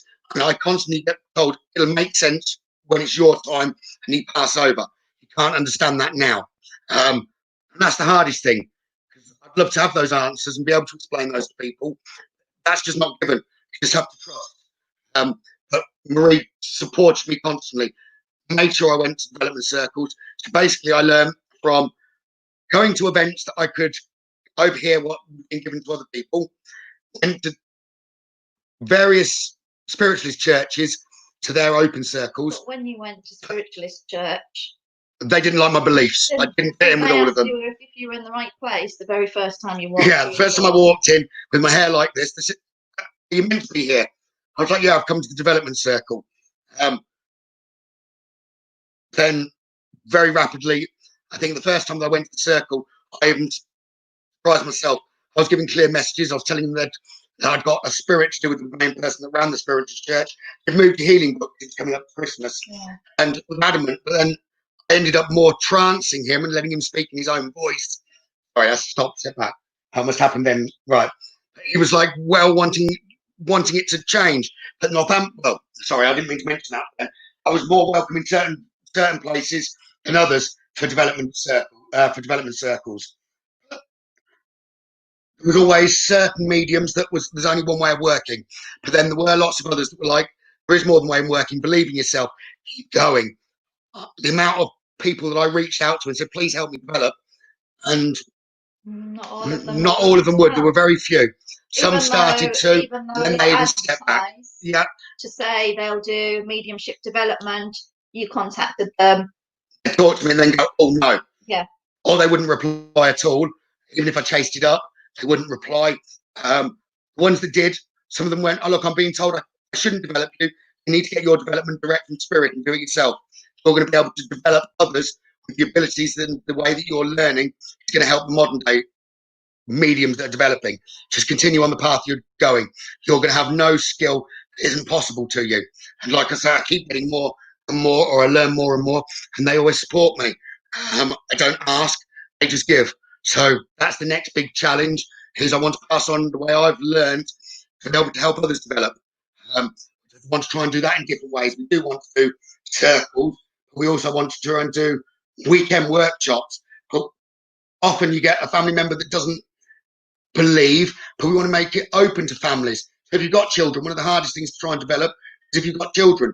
If we can do a weekend at venues and families are welcome, then the ones that want to develop can step away. They've still got family time and the socialising in the evening. That's when questions can be asked and various different workshops and things like that to see whether I know how quickly is if you can get an ability and get the full understanding and you've put a bit into practice. If you've done it once at a venue like that or a workshop, I know people can leave continuing what they've just done rather than spending weeks and weeks and weeks going there and being told, oh no, you've got to work in this way. You've got to identify which ways people can work. Some work where their guides give them the information and the spirits, your loved ones, speak to the guides, their guide speaks to the medium. My communication comes direct from spirit and my guides keep me safe. There's multitudes of ways of working. You've just got to believe and adapt. So I just want to teach others, which is something that I really struggled on.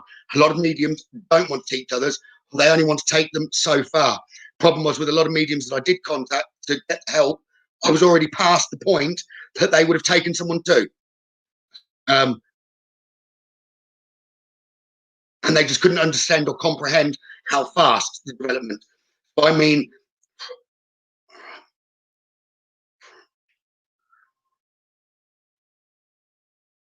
probably 2.5 years ago, I hadn't given a reading. Probably 2.25 years ago, I hadn't given a reading, and it took me 5 months to get a first paid reading. So 2 years ago, probably not even that, 18 months ago, I started my Facebook page. I'm so, I was going to say, it's not even myself, I said I'm proud of Spirit, the way they've built it up. And I've got lovely people like you following me, and that I can pass on what I have got. And with the gift to have got up, I still can't believe sometimes how many people follow me on there. It's like in total, there's about I've got 4,500 people now follow, and I love passing on the information. The reason I have a beer in the evening is that I don't want it through the day or anything like that. It's my social time, and I enjoy putting my social time to still work with Spirit and work with all of you. And I promise I won't. I was terrified of lives. I'm not going to let it go when lockdown's completely over. You just might get to see things from a different angle. Paranormal, you can come on events with me and I'll just leave a camera running and you can be live. I might not be talking to you, but you can see what's going on. I will keep giving the readings with Darren. If the Sundays where we've got things like up and where I've got my diary full, we'll move it to a Saturday night or a Monday night. But we'll keep it going. I want to keep things going in the week. So the paranormal, the live, aren't going to stop as soon as the lockdown's over. I'm going to continue it. I was never a stage person, but from the moment of developing, I had to stand up. I do stage work now. I stand at the front of people all the time. So I kind of said to myself, got to give these lives a go and see where it goes. If people like you that haven't let me down from the first time I did a live, I was just wowed by. I've got over 1,000 views, like that had seen it from start to finish. Not that had been with me the whole time, but had logged on, watched bits of it, and that gave me the confidence just then to carry on. I didn't get a negative comment. I go onto other mediums pages, they get negative comments. Nowadays, if someone comes on with a negative comment, I've got to love it. I end up smiling, keeping quiet for a bit, because you all stick up for me and often give my mouthful back. Then once that's done, I go and hit ban. So anyone negative can only be negative once. Let you have a go back at them, and then I just click ban. And that's the way I like it. Very rarely does anyone negative even come across the page. Another reason I never ask for likes and shares. The mediums that do that, people invite them to the whole page. Whereas, not saying that, all of you, you're inviting the people that have got an interest, that you know have got an interest. We don't want people watching who aren't interested. No. There's no point in that whatsoever. I'd rather have fewer viewers who are genuinely interested. Yeah. And I've said all of the people that do follow the page are lovely people yourselves. I do always put out that Spirit. I don't want any negativity. I want positivity from people, so the negative people don't really even come across me. Like I said, if I do, I might have had the odd angry face. Spirit always tell me when that's been produced prior to them even making a comment or trying to destroy the page. I always get a whisper in my ear, and it's like dum bum bang. And that's just the way it needs to be. What I'm doing with them, what I'm doing for them, they're still working with me. They obviously want me to do what I'm doing, and I just appreciate all the help they give me. I don't really call it a gift. It's more because I think everyone, if you want to call it a gift, everyone's got the gift that anyone could develop. It's just a skill that I've honed in on with Spirit's help. Everything that I've learned, it's more like now because I've done it and the followers I've got, I can be totally honest and say, so what's possible in 2 years is to where I am now from not giving a reading. So anyone that wants to develop, I'm more than happy to share my secrets with others. 2 years and you can get to doing what I'm doing now. Okay. All you've got to do is believe and trust. You've got to be determined. You've got to have thick skin to some degree, haven't you? Yeah. But I often get spirits through that won't go to other mediums either. Those ones that have just passed, or I wouldn't call them awkward spirits, but the ones sometimes they don't want to go to another because they want their real character to come out, not just to pass on the message, but they want me to swear or they want me to be rude or say what exactly they're saying. So I will repeat exactly what they're saying, or they'll just come close and pretty much spit it out before I've got a chance to vet what's being said. So I always vow to spirit I will. Sometimes I have to slow it down and say, right, I'm going to give it exactly as I'm being given it. Is that okay? But I will always give it the way spirit are giving it to me. And spirit do tell me there's a lot of mediums they won't go to, or they say, sister, I know you went to a medium, sorry I didn't come through. They weren't going to repeat it the way I wanted to give it. People will find this. I don't know why I've come to you for a reading. It's like the advert kept popping up, or I kept seeing you on Google, but I hadn't even searched medium. And the next minute, a loved one comes through. I'm like, oh, I recognise that one. That's the one that wanted me to give a message to them and contact them. And I said, no, I get them to contact me, which is where spirit will go the extra mile and make people contact, loved ones contact a particular medium. They can do that. But this combined energy that I was talking about earlier, it's all around us. I do believe that angels are above. When we pass, we go up. But as soon as they're released and they're welcomed, it's as if our loved ones they never leave. They're always around us. It's not like I've never once seen a spirit arrive from up there. It's more like they arrive from the side. They can just travel so fast because they can their energy. So I do believe our loved ones are all around us. The amount of readings, it's like they watch over us. The amount of readings that I've done now, the messages they say and the detail they'll give, it's like they watch our lives daily. They're always around us. They're always there. But the interesting thing is the amount of mediums we know. I often ask mediums, what do you believe about this? What do you think about that? And they all seem to have different views on spirit and how things work. And or they don't want to comment, or they don't want to comment at all. Yeah, true. And you get me together with them, and I'm like, well, I believe this. So they all look puzzled. I find it interesting, as you all claim to speak to spirit, but you've all got your own beliefs on how things work and where spirit is, and you know. Because I know when we did that, we got a lot of mediums together on a paranormal event, and in the end, they were looking at me because there was a lot of negative energy around, and not one medium in there could understand.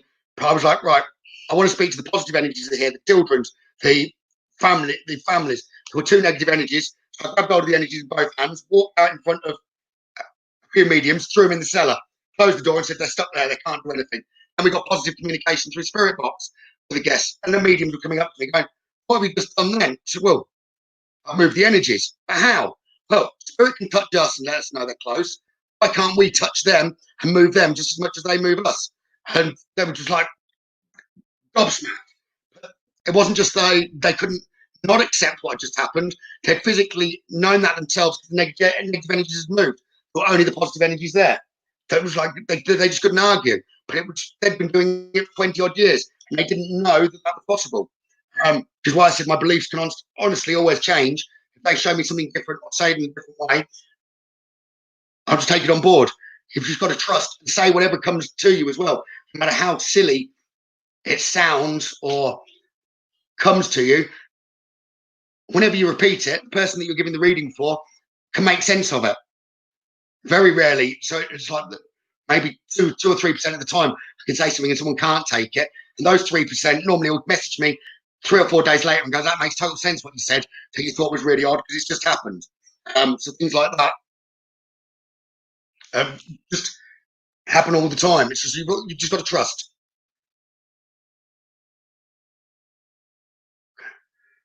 Have you got any more questions? No. Has anyone else got any questions they want to ask me before we'll try and see whether the spirit will show themselves? I do need to go to the bathroom quickly. If you want to put your messages out there, what you'd like to ask, I'm going to be looking at the comments now. Let me move that a bit so I can, if any new comments come in, I can, from that point.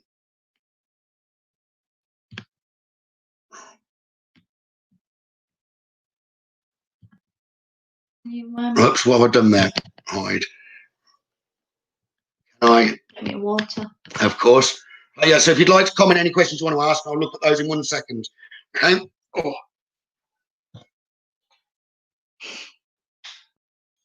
Just water or Coke? Coke then, please. And now you're in front of the camera, you can keep talking.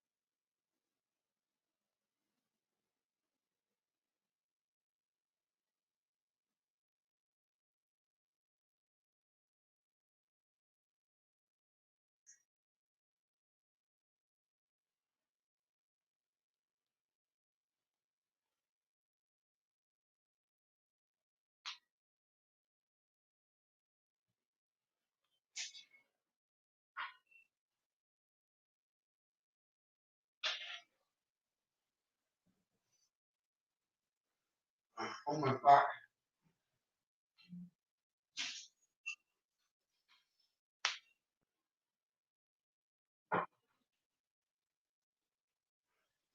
Coke. Thank you.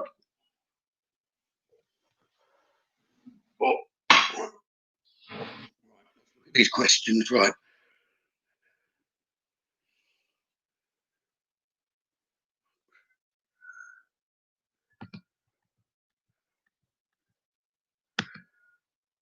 Thank you. I'm glad so many of you enjoyed.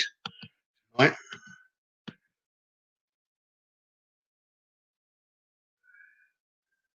You were one of the first, Sharon Stewart. Okay. You were one of the first. One of my favourite fans from the start. It's like, I know that a lot of you have made a lot of friends through it as well. And that always makes me happy. It's like a lot of you, you'll have others have probably moaned where people having conversations among themselves, things like that. I love it. It's like you're all, a lot of you have come like a family sort of together. So you look out for each other, ask how each of you are, and really get on well. Okay? And I love that. I love seeing you, sweetheart.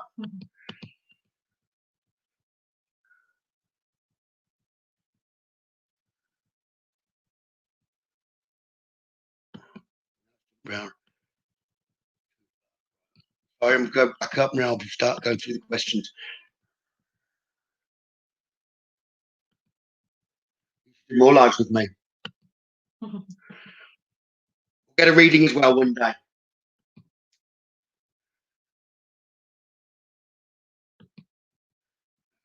We do. Marie works on the paranormal events with me, so we do work together on paranormal, Sarah. And Marie's very good with people as well there. And we'll often help others, won't you? And go around. Certain guests will drag me one way, and Marie will go with others. So yes, we do work together with paranormal. I do like to sneak off on my own as well. You do. Because I like to get evidence, and when I'm asking questions, if people are talking over it or shuffling or moving and things like that, then I can't get any evidence myself. So if I can sneak off and see what I can experience. Yeah, if anyone was developing, we're in the process of developing, okay, and I haven't ever heard another medium say this, but definitely not Spiritist Church, frowned upon. Paranormal. It's a place you can get to try it out, because normally when you're trying to develop, the only people you're going to go and approach are friends and loved ones. The hardest people to read for are your friends and loved ones. If you can go to a paranormal event, all of a sudden it is a different energy and a different way of communicating, but you can get stuff from the spirits around there that's then clarified by others. Paranormal, and it can also get rid of fear. So if you realize you're safe on a paranormal event, then you're safe on readings. But paranormal was really one of the biggest things that helped me develop. Okay. Definitely psychically. The information that comes from the energies of buildings and things like that, that's all psychic. Okay. Abigail Holden, can you see spirit? Can you see spirit as well as hear them? Yes, I'll let spirit, only if they want to show themselves to me. So yes, but the seeing them, which is in the third eye, and the seeing them in physical form. In your opinion? In my opinion. I was going to say, so say if I was seeing one with my own eyes, I wouldn't necessarily have all the detail. I've seen him with my own eyes. I can now see. Previously, when I started, I could see him one or the other. So I'd kind of shut my eyes and I could see the spirit, and I could tell you what they were wearing, more detail of what they look like. But in my own eyes, I can see them now, and I can also see in my third eye at the same time to tell you sort of what they're wearing, as long as they're showing me that. Okay. But that was one of the biggest things that I had to overcome as I was developing. I could see with my own eyes, and I was told, no, you can't. You can only see in your third eye, which is where my SLS camera came in, which tracked spirit as a stickman. So the spirit up there on the ceiling. And the mediums might go, no, there's not. I was like, well, it bloody is. I know I can see it. So me being the way I am, not necessarily prove to others, but prove to myself, I get the SLS out. I wouldn't then necessarily go, oh, look, I was right. But I'd point the camera up and other people would notice and go, he was right. So some of the first events when I wasn't working as a medium, I'd end up with more people following me around saying what I was getting than the medium that was on events. Because I'd always clarify. It was brilliant the way I developed. I could use electronics and modern technology to kind of build my trust up. Because it was at the point initially, I remember the time that when I was first developing, most of my communication would have come through spiritbox. I'd know a little bit of what them was being given. Nowadays, I have to tell the spirit to leave me and go to the spirit box because they're giving me more than they can speak themselves. It wasn't long ago that it was the other way around. Right.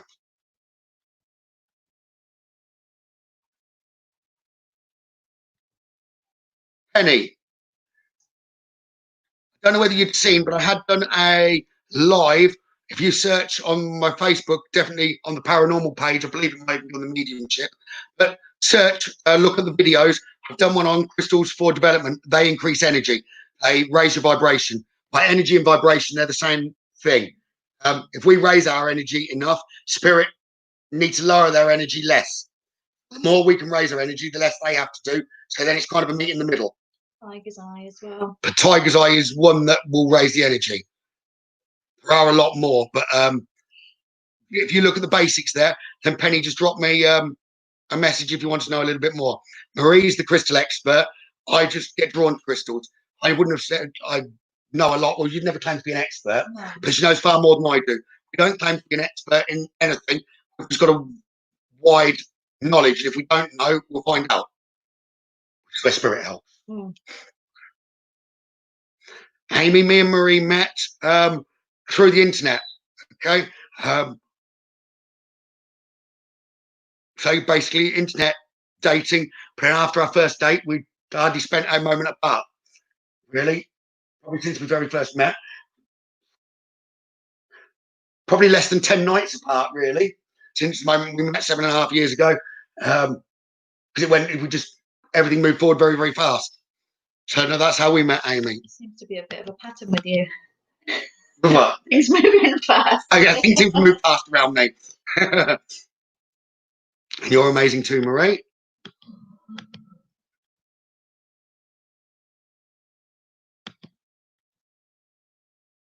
Everyone thinks you're great, sweetheart. Oh, thank you.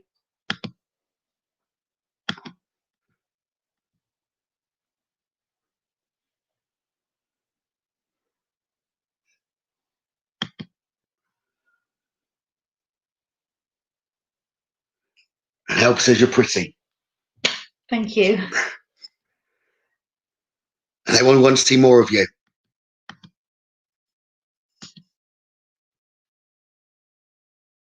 Okay, Gemma Williams.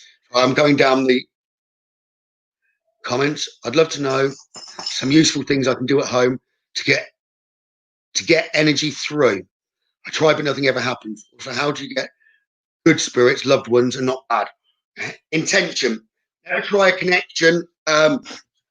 Never try a connection when you're in a bad mood, had an argument, feeling down.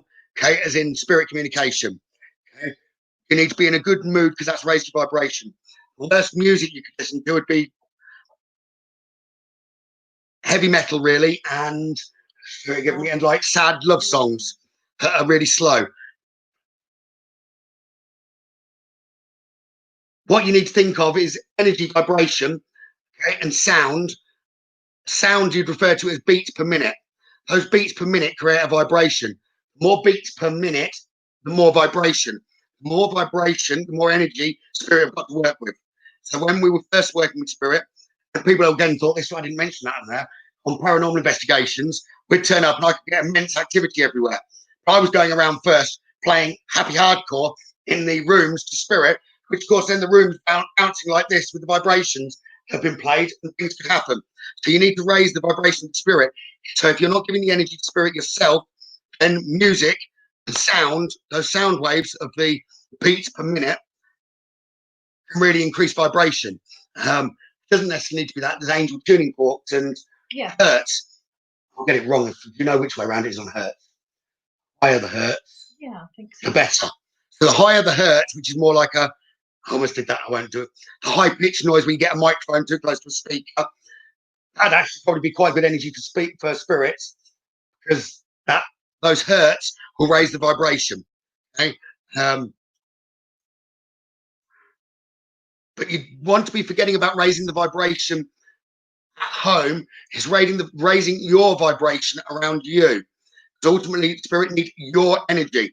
We have an energy point at the back of our necks, which is a chakra that not many people really talk about. Alter major, which is where spirit can take the energy from. So in communication, spirit will always approach from behind. Also a good one to know. If you're getting it psychically, it's kind of, you'll get it and it's coming that way. If spirit, and it's then stepped in behind you. So you need to raise your vibration. And the main thing is belief. A lot of people want to see to believe. If you can believe, I can guarantee you'll see. Also, when you're asking for taps or bangs, it's not going to be loud. It's going to be mild. It takes an awful lot of energy for them to what they do. So it's like feed their energy. Offer them. A lot of spirits don't know how to get the energy either to do what they do. They do when they come to me for reading. They do all sorts. That they can drain batteries. So you can just come and take the battery power. Take my energy. What other good ways of trying to raise the energies for spirit, for loved ones to come close? One of the easiest, and it's less energy for them to do, is for you to take a photo on your phone at night time, or not even at night time, like if it's dark, take a photo. Especially, I know iPhone's better than any other. iPhones, you can take a live photo, which is probably 40 photos together. So you can slide along the bar and look through. So one photo with the flash, take 2 or 3. And if you've asked your loved ones to appear, you'll end up seeing a face on there. The more you do that, the more that they could show you in more detail. See whether I can show you what I mean very, very quickly. The more you do with them, the more you get, and the more they give. Ask them to do something else, and the more energy they've got. The last thing they want to do is frighten us or people, basically. Really clear.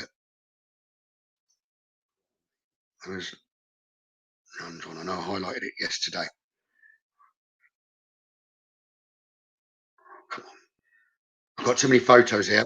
Since I started developing, the phone's gone from maybe 1,000 photos to about 70,000. That's partly my fault because I bought him a selfie button and a phone stand, so he now holds his, because he kept putting his phone down at paranormal events and forgetting where he put his phone. So now it's got a stand on it. He's walking around holding it and clicking away with his selfie button. Which means I can take photos of spirits that don't want to be taken. Yeah, your photo button. So now he's like click, click, click, click, click, click, click. Come on, here we go. Come on. Oh, that one will do. Oh, yeah. Right. Let's see whether that will show. Right. Can everyone see that?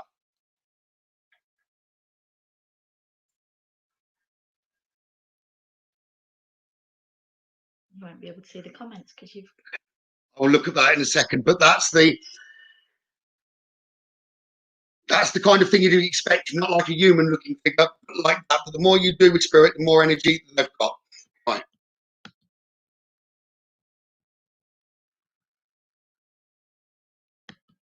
Marie, do you mind doing this all the time too? I don't have that much to say normally. What we could do, which I could, if she's enjoyed the interviewing, I will ask her, not to answer on now, but when I'm doing other interviews, so I'm going to try and make that a regular, more Wednesday thing to do with people in the paranormal or other mediums, things like that. I've been enjoying interviewing others. But Marie said, well, you've been interviewing others, but you've not given them all the information about yourself. Yeah. Hence tonight, like on Wednesday, I'm interviewing Neil Packer. I think he got the award for giving the most into the paranormal field the last 12 months and got the top award for it for his Haunted Antique Paranormal Research Centre. So he doesn't just fill a place with like items that are haunted or anything. He likes to investigate them. So he's just written a book as well. So Wednesday night, I'm interviewing him. And that'll be fascinating for anyone who wants to join us for that. I can see whether Marie wants to join me as dual host while we interview him. I'll put her on the spot. I will come on at some point and talk about my experiences, not tonight, but I will tell you what I can do. I'll get her on at one point as well to talk about crystals as well, Yeah. and different forms. If anyone wanted a private message and say, well, I'd like to know about crystals for abundance, crystals for, we've done development, energy, crystals for depression, or something like that, send us some messages on what you'd like to know about crystal wise, and we'll try and put something together like that for you.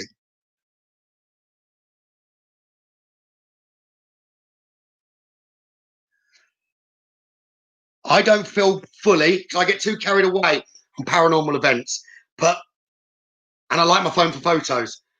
I do have others, and that is one of the bits of equipment that we want to get next, is a camera to record so more can sit there. Lots of other people do record me. I'm on YouTube on a few paranormal events, but that'd normally be with Indico. Indico or Tanya that I interviewed the other night, she's got stuff of me as well on paranormal events. But I will, when I go on my own paranormal events, go on live so that you can all participate basically as well. Oh, what you didn't mention really, Spook Spies. Okay, yeah, our own private group that, well, not mine, Not but John Tully, Spook Spies. That's where we go to locations that aren't necessarily public event locations. We'd go to private places that have activity and do investigations. John's a fantastic bloke. At some point, I will try and get an interview with him as well. But John with Spook Spies is trying evidence that spirit are about, or that they are in a place, so we can visit schools, theatres. I can't name a lot of places, but we visit places that can't be in the public eye, that maybe have activity. And that's who we do mainly our private events with, or I'm not hosting or anything. It's just a small group in there. All of them really like great friends now, aren't they? We absolutely love it, don't we? We do. It's like a family. There's silliness, there's laughs. We always get activity, and those we get a lot of evidence, and they're typically now as well with Sadie there. A lot of the filming is in Deco. Sadie does it on our behalf. It takes so long to go through the evidence, though, even just the photos. But yes, if you wanted to see things like that, then it'd be Indico on YouTube is what you want to look at, and Tanya Louise Baker, if I remember that rightly, so not Facebook, on YouTube. Likewise, I'm now putting some videos up on YouTube. I know I don't normally ask for anything. If anyone wanted to do anything for me, you could go and subscribe or like the YouTube page. It could help that build up a bit, and that's just a Psychic Gavin. That would be amazing if you could do that. They are the lives that I'm putting on here anyway. But that would be fantastic. I don't know how far more there are down here. I might have come to the bottom of that list. I may have missed some questions. Very briefly, if I've missed anyone's question, I've come to the bottom of the list. Just rewrite it or just send me it now. I am focusing now on the current streams that are coming through. Me to the bottom. Then I will go on to see whether I can do something new for you and see whether I can make my face change to look different and look like spirits' face. If it's successful with spirits that are around me, and you can see changes, we'll see if I can maybe bring some loved ones through to use my energy and show themselves. Okay. I'm sure I can't promise it'll work, but I'm sure a lot of you would love me to give it a go anyway. Do I find a lot of pressure when I'm giving readings? I can only think of once when you've asked that. Initially, when I first started, I did. But the more relaxed I am, the clearer my mind is, the clearer the messages that I give. So, no, I don't anymore. The biggest lot of pressure that I had was when I went to do a private event, and I was meant to be doing it as more stage work and passing certain messages across to some of the audience. The landlady got it wrong, and I got it slightly wrong, and said I was giving a message to everyone. I don't like to be proved wrong. There were 70 people there. I'd already done a busy day. I think I'd done 12 or 13 readings prior to that. I managed to pass a message to all 70 that were still there. It took me longer than it should have done. I think it was about 4 hours, 5 hours. I managed to pass a message to all 70, which I guess everyone had told me was impossible, but I managed it, and I slept for about 24 hours after that. That was the most pressure that I was under. But like I said, I don't like to be proved wrong, and it's something I don't want to repeat. But that was exhausting. Have I ever felt like I was in danger from a spirit? I guess yes, but I've spoken about both. It was when the shadow man above me. Now, typically, if there's a negative spirit, maybe something that's not lived on this earth, maybe we'd use a word like demon, and I would have used to have been. But now they tend to keep away from me. If I've got to go and clear somewhere, they typically hide. I've got to find them and move them. So I don't fear anymore. The only time that I feared really on a location was Grendon when I got dragged. I've screamed before on events. This was with Spook Spies, but that wasn't actually down to a spirit. When I looked into a tiny gap, and I mean, like 0.2 of a centimetre away from my eye, there was a gigantic spider, which I was like, whoa, and made everyone jump. Like, what have you seen? What have you seen? I was like, a spider. And we went down to a cellar in a building. One thing I really don't like are mice and rats. It's gone dark. I shine my torch. I see a rat. So I'm like, whoa! I was the quickest person out of there. Someone's like running behind me. Like, what have you seen? What have you seen? Thinking there was a spirit or something negative. I was like a rat. That's more likely when Marie, even that heard me shout when she was upstairs in the building, was like, well, I know it's not a spirit that's frightened him. He's obviously seen something else. I just don't fear. I don't fear. I guess that's why I can do the clearances. Oh, one sec. It's jumping me to the bottom. No, there's another question there.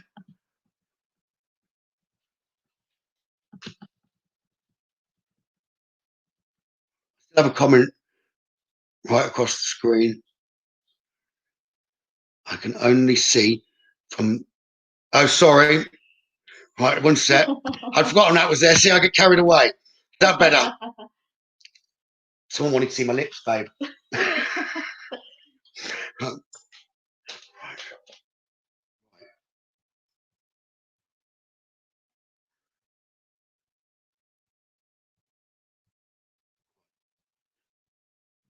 there a name? Is there a name for the face thing you're going to do?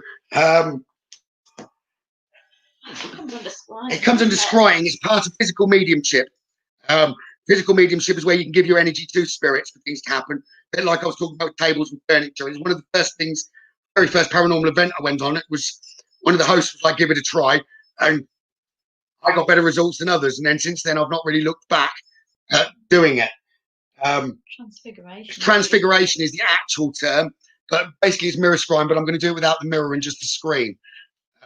I gave it a little try earlier, and me and Marie saw that it did work on the screen, so I'm going to hope that it works. Give it a try. But it's not actually your face changing, is it? It's not my face changing. I share my energy. They come into my energy field, and they transfigure the energy around me and adapt my face. The energy is what changes. That will kind of tire me out, or can tire me out. But I'll do it as long as I can. Transfiguration, Margaret's put down for us. What are demons? Demons, typically, the easiest way of describing them without going into too much detail, something that's never lived on the earth. Okay, we think of demons and think bad. But some humans can be bad, some are good, some are positive, some are negative. So some spirits, they're positive, they're negative.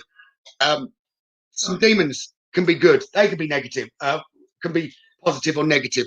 So it doesn't mean all demons are bad. Okay, but basically they're just in my basic form, in my beliefs, it means they haven't lived on earth.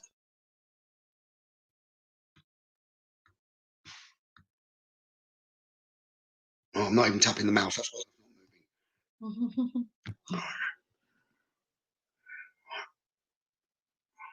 Let's jump into the bottom again. Right, let's try this. I need to go a bit darker when I do this, and I'll pull it my way. Right. Please, people, on this one, I don't want you trying to send spirits through or even asking them to come through at the moment. Let me just see how many of you can see what happens. I'm going to use the spirits around me. I'll then try with a couple of spirits of yours that I know are close to me. Then I'll ask for spirit to be sent towards me. I don't want a big rush of spirit coming towards me doing this, please. Okay?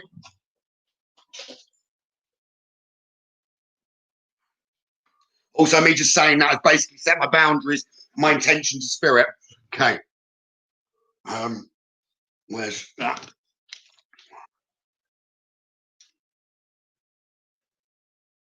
Right, it might get dark for a minute. Right. Turn that right.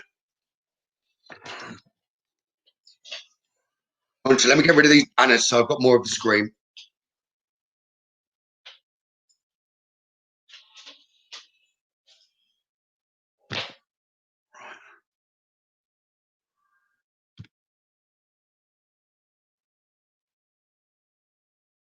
Right then.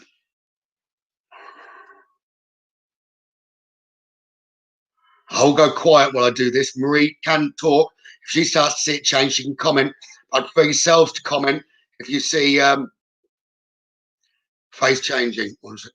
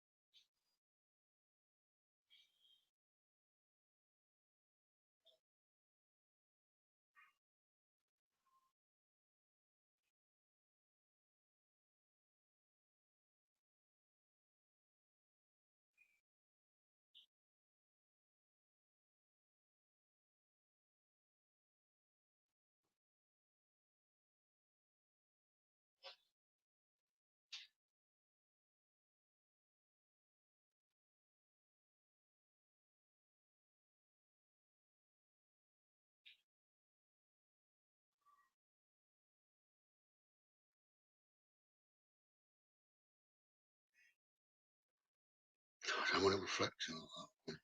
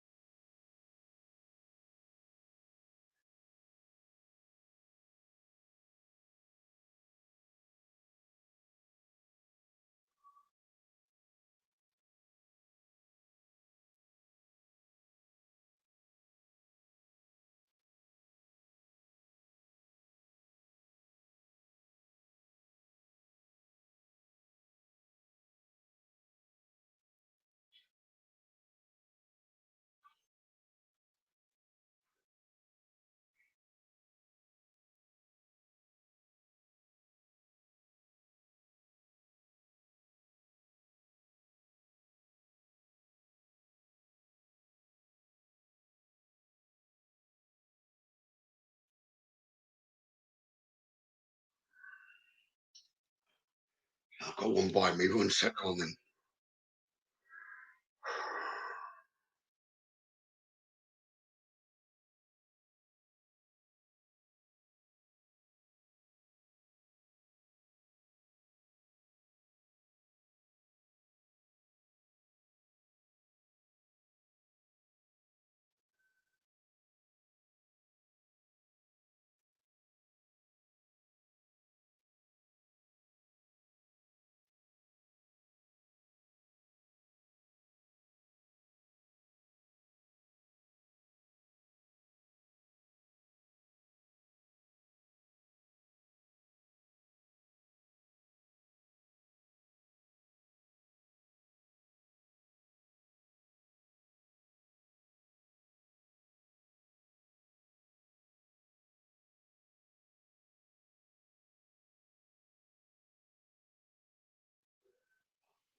Wait for a second. Turn it back on for a second. I do have to keep stopping and then I can come back to it. Does anyone see any changes there? Did you see any? I didn't. But you might want to explain what types of changes that changes. You could see me getting a beard. You could see me getting my hair changing. You could see perhaps me looking more like a woman. Okay. Some people have. Okay.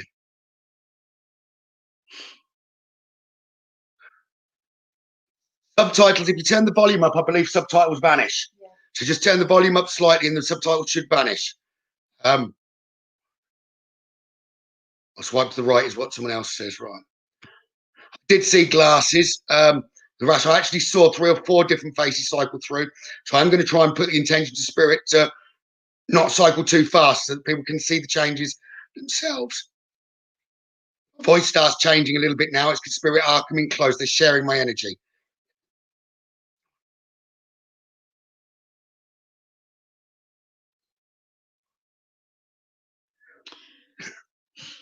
They don't blink together. They go one at a time. That can happen.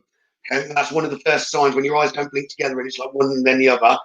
It's a sign that I'm chaining energy. Okay? That's where spirit are really using the energy.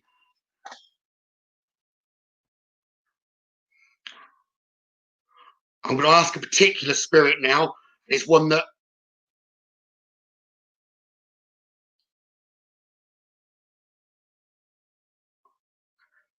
I'm going to try and I can't promise it'll work. I may as well just be honest with it. I'm going to try and I can't promise it'll work. Yvonne and April, are you still online?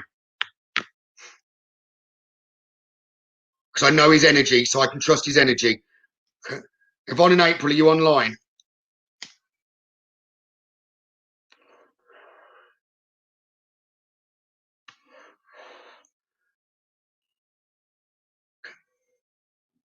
Okay, what I'm going to try and do, April, is I'm going to invite Liam to come close to me, see where we can do it for a loved one, for your loved one, okay, first. Okay.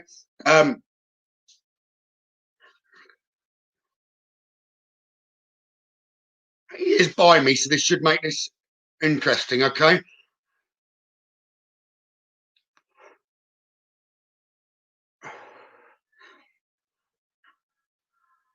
Basically, you're almost going into a trance. It's like that's what I almost have to do. I shut off, let them take the energy, and sort of step in front of me, sort of through me. But give me 1 second, right? Con and Liam.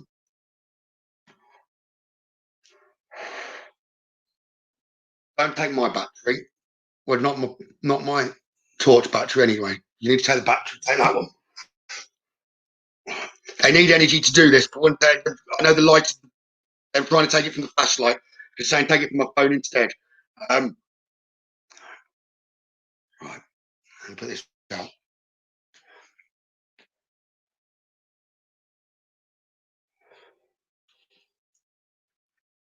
Liam's just made me laugh. He said, like sod the smoke, but can you have a swig of beer when I'm really close? He laughs. It's like a proper tummy laugh from him. Okay.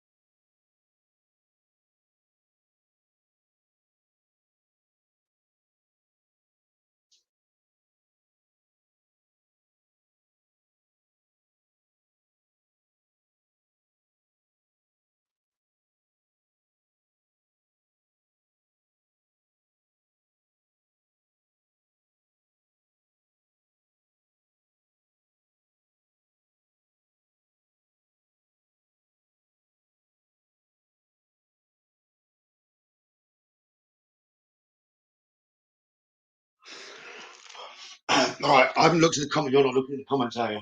Okay. That's right. I'll do him one more time. Yeah, I just wanted to see the.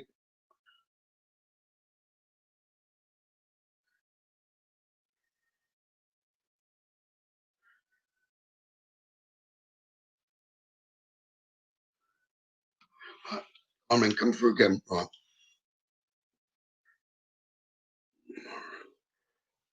Come on, then. I think he's more excited than me, wanting to know whether it worked. But him that stepped away to see whether it had worked and you'd seen him.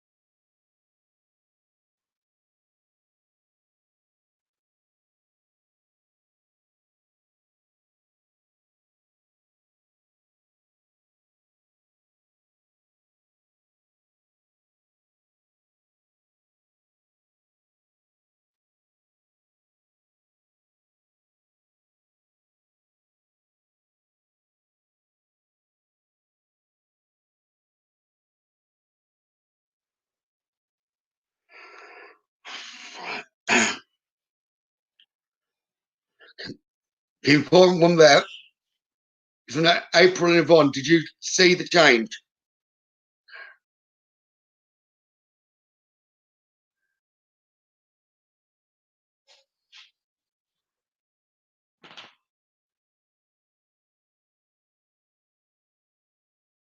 You will be able to watch back at this as well because it will still be online, which will be at the 2 hour mark. Okay. Right.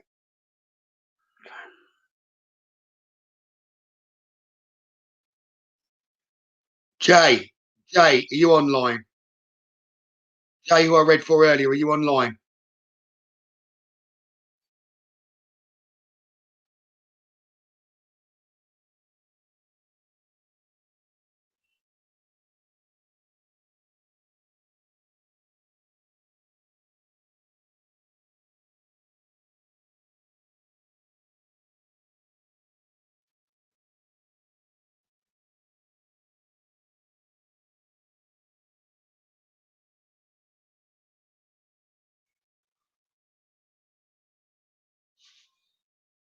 How spirits know the spirits that come around me. So some will be camera shy, lots aren't. And the vibrations do help, but I've got enough energy for them to come and take it from me anyway. I can't promise that it's going to work, but by the look of it, it's worked because their mother and sister have seen it work, Beth.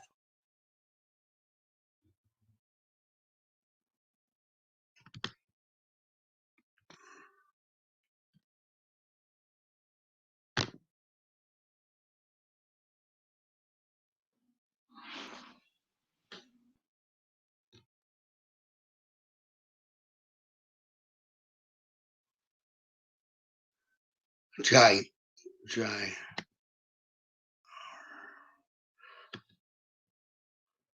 Men are different, Jay, but go on, Jay, we'll go with yours, and I'm going to try and bring a female through.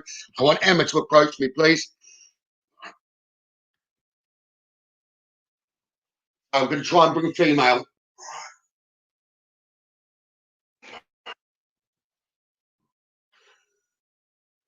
The minute I'm not allowing any spirit through, I'm calling spirits through. I'll ask in a minute who people want, and I'll try and pick one at a time. They won't get through even if they've been pushed at the minute. Spirit around me at the minute are keeping me totally safe. Okay, so no spirit will end up getting close other than the one that's being invited through. Go on, Emma, come close to me now, please.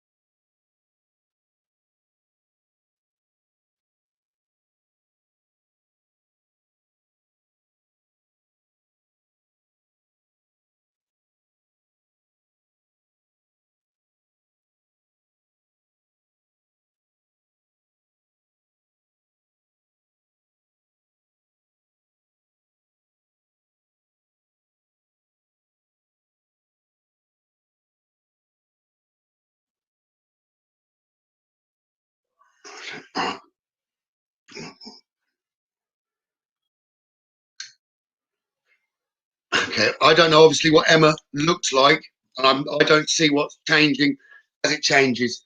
I don't, not in detail anyway. I know that I saw as there was approach a lady with darker hair and some glasses. But Jay, did you see the loved one or anything? It's small bits start to change first, okay? But the stronger the spirit, the longer they can hold. May not be ideal lighting either. It's something we're going to have to work with.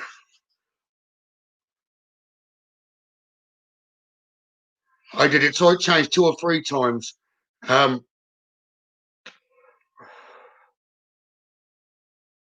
thank you, Jay. Jay, who is a relative of his, he says the eyes and that smile brought back memories to the heart. So thank you, Jay. Right. Now what I'm going to try and do, and I will take 3. Okay. Name the person that you want to come through. I'm going to pick 3. Don't try and send them to me. I'm going to pick 3, then I'll ask you to send them to me. Okay. I'm going to pick 3 to start with. So comment if you'd like me to try and send a loved one to come towards me. And I'll pick 3. What you might find when I do it this time with 3 is they'll alter more than once into those. So you can have 2 or 3 face changes, but they're likely to cycle them, okay? I'll try and get them to hold for as long as possible before they change. I'll try and do 3 at the same time. Sharon, you never asked for anything. Sharon Matthews, I want your mum. I'm picking that first. I just want your mum's name, Sharon Matthews. You never asked for anything. You always stick up for me. So let's go with Sharon Matthews' mum.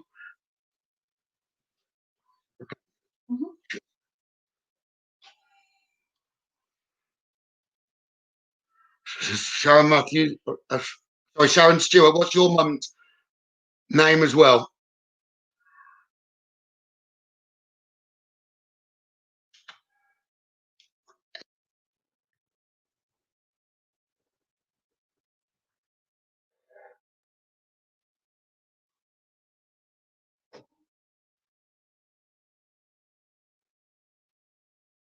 Hazel Bruce. Is your dad called John?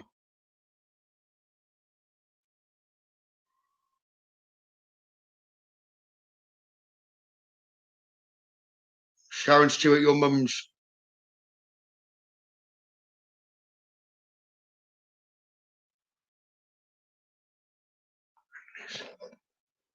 I knew that what I was saying. I should have just trusted them. I knew prior to even picking the names of the people. I've got Agnes and Ethel by the side of me, and that's 2 names I've got so far. Okay.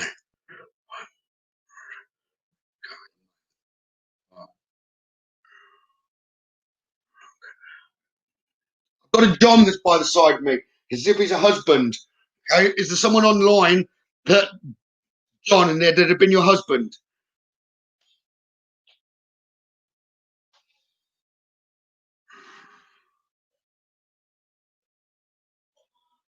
What's clicking then? Could be a Herkimer diamond. Oh. Is there a John that makes sense as a husband? Just... Michelle McCartney. Okay. Yeah.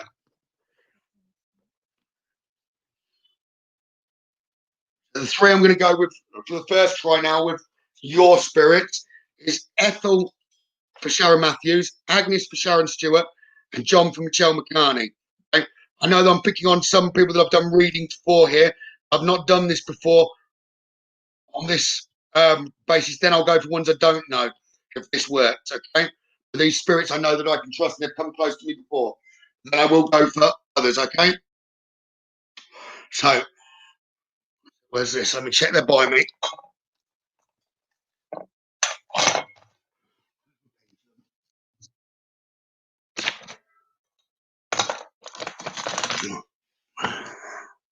Give me 1 second, right. Hold on then. Sharon Matthews, Ethel by me, please. Thank you. Is Agnes Sharon Stewart's mum by me? Thank you. Is John, are you still with me? Michelle. Thank you. Right, those 3 spirits are by me. Right.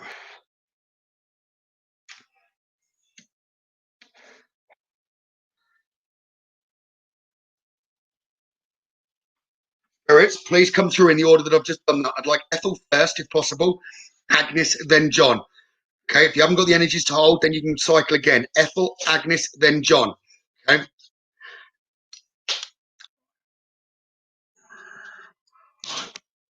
Turn this light off again.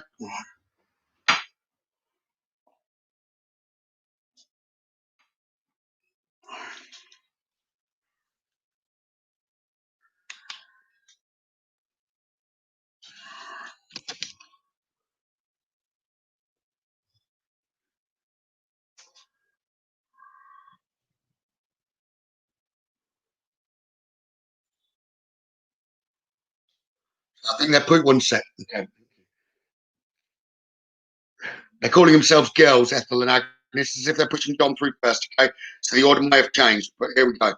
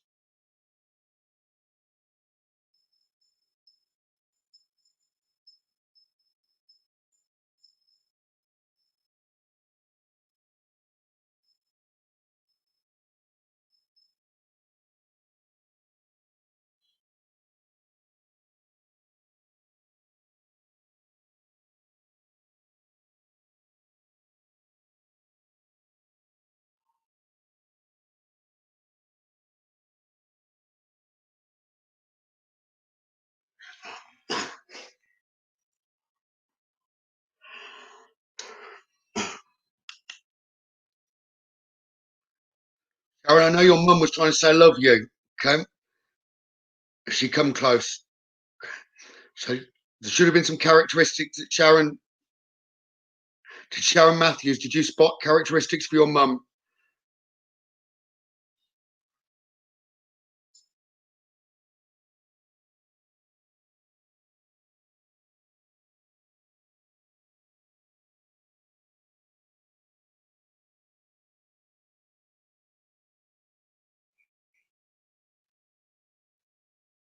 I wasn't aware what come out with the lips itself, but I just got told with her mum that she was going to say that she loved her.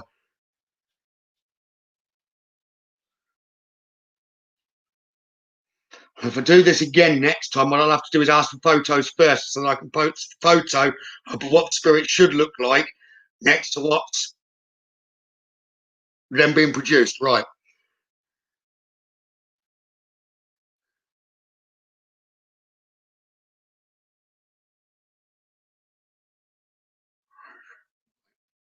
Thank you. Sorry, they're thanking me now, but they're coming back again to do it. Right. You want to put down who you'd like to come through? Let's see what else I can do.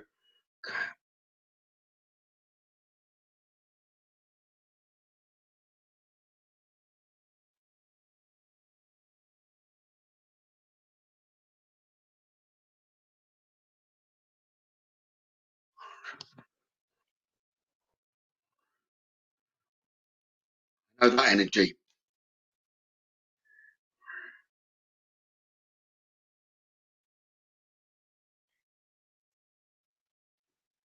I'll have a look afterwards. Thank you, Michelle. All right.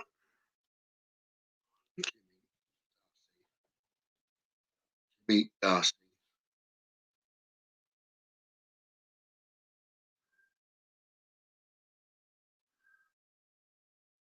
To meet Darcy. Go on then. One more, please.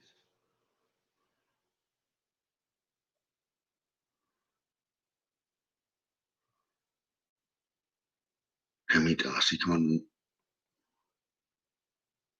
Come close and tell me who you are. And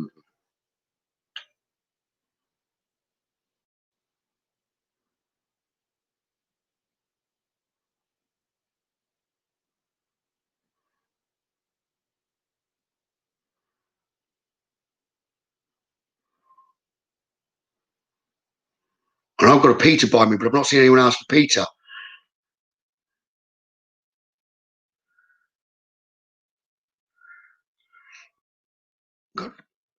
I've got Darcy for Justine. I've got Jimmy for the clan, he said. Just Jimmy. Right.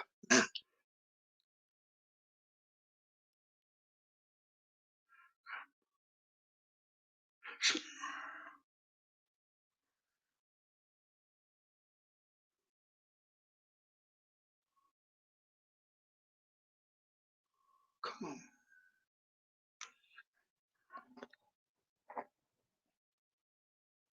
I didn't see whether anyone had done that, but I know I've got Edward. That'd be, I don't think he was known as Edward. Tell me. Valerie, is there an Edward Ted or some? Wouldn't say that's in front of me. Teddy, was his name Edward? Valerie Cox.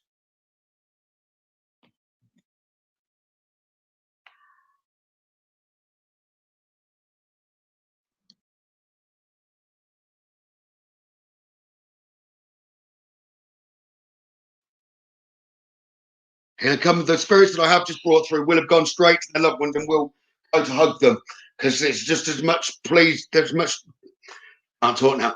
They're just as pleased themselves for being able to do that as others. Some of these spirits didn't know this is even possible. They're learning from me as well as what's possible. Okay, right. So, calling himself American Jimmy. American Jimmy's coming through. Okay. He says he's promising he won't pull funny faces. Darcy is going to come through for Justine. Teddy for Valerie. Okay. I'll leave them to their own order.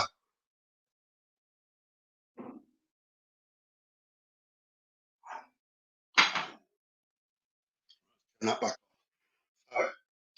Darcy, Jimmy, and Teddy.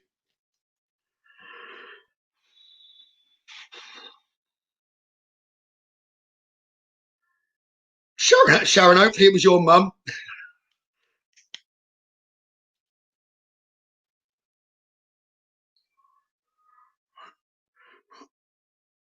Jimmy, Darcy, Teddy. Coleman.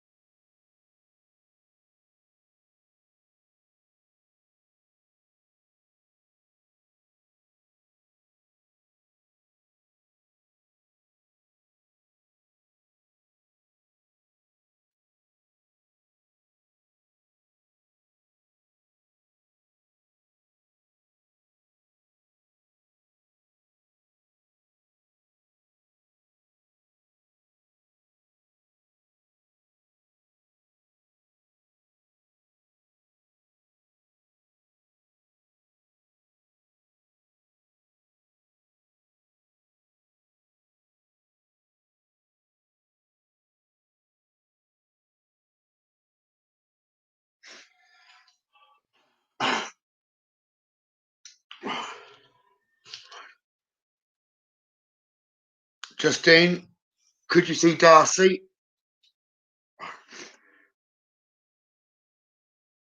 Did the others see Jimmy? Valerie, did you see Teddy?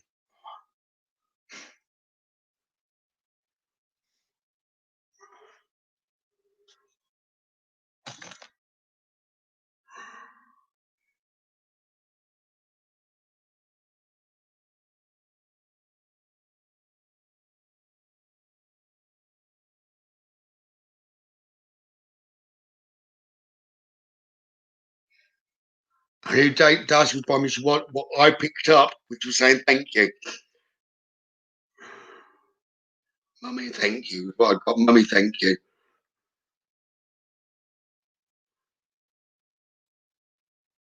Aaron's online and picking on him next. I think you'll have to call it a night show. I will. Today. Take a lot of energy doing that. It had good enough results to do it again sometime. It has. Right.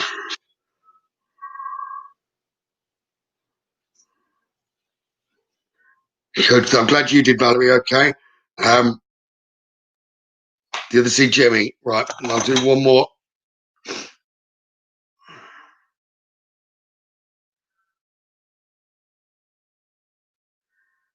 I just want to put hello, Darren.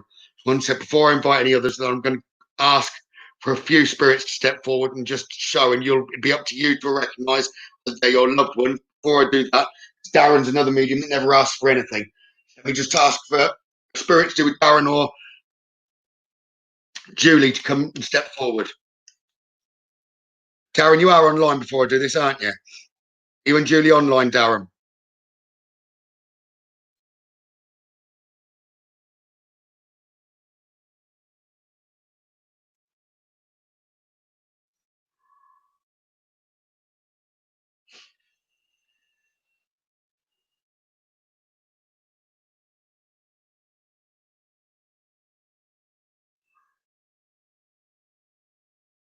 I haven't seen him reply. Yes, I know we've got a man by me for him.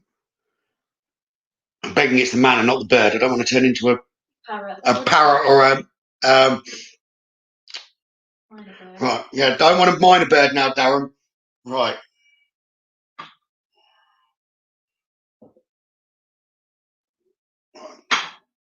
Spirits only to do with Julie or Darren for a minute. Okay. And then I'll come back to yourselves. Okay.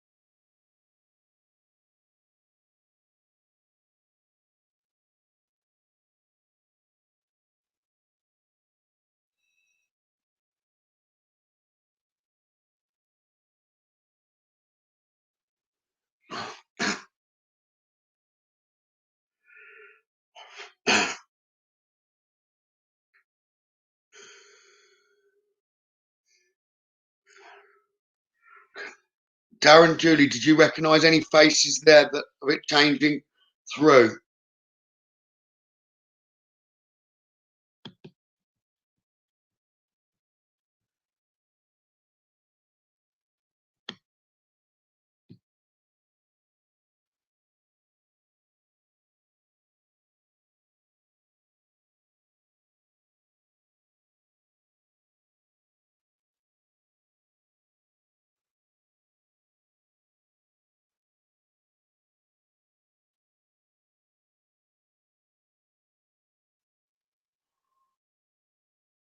Right.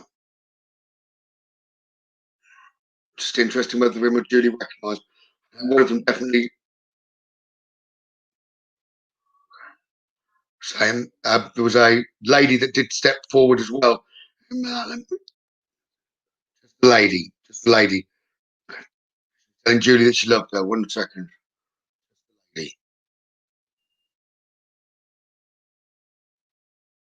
That's not a lady.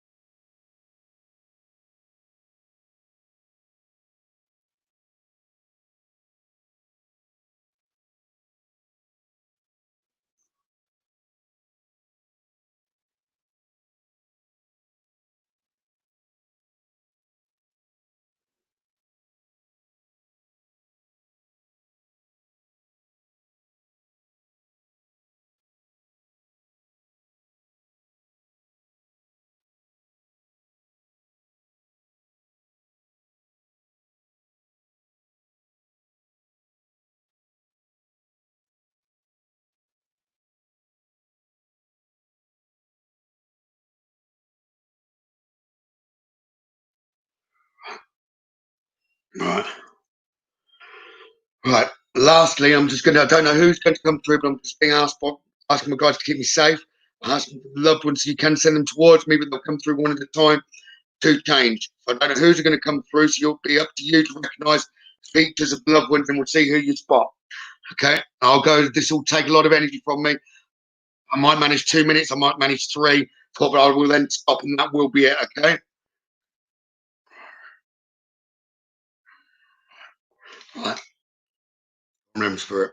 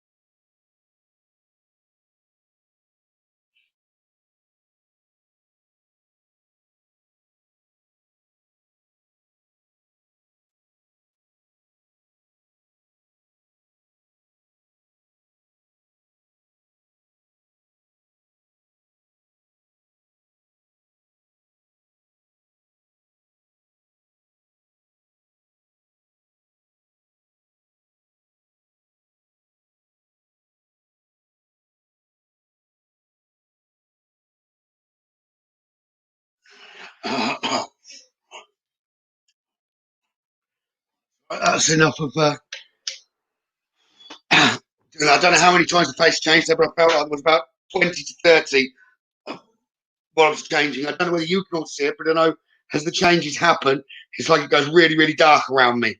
I don't know whether that's just me knowing that they're then blocking the light, or whether that actually happens what you can see. But I'm looking at the comments now. So if you did see someone that you recognised, if you can put yes and who they were to you, that'd be fantastic. But starting with a yes, and then I know where to look on the screen. Oh.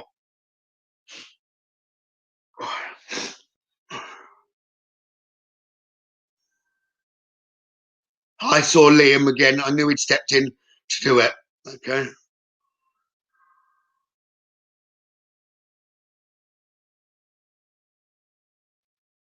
Good. I was hoping he came through for you, Samantha, because I was asking him to come close. I did see a few. I'll step back now. That's it. Finished. Thank you. Good.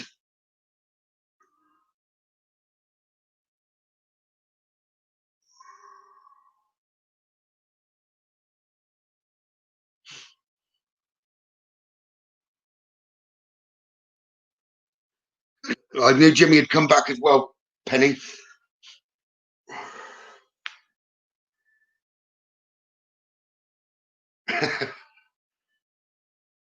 He wanted, when Jimmy came close, he wanted me to lift his hand with a bottle in it, because he was like, he was going to change it to a beer rather than what it was. Okay.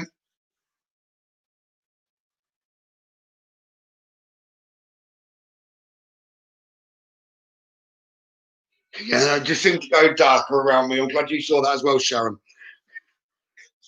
Oh. Now I know that's possible online as well. I've never even seen anyone try that online ever before. I've never seen Transfiguration online. I know I did throw the lady off that was then moaning I was in the wrong environment.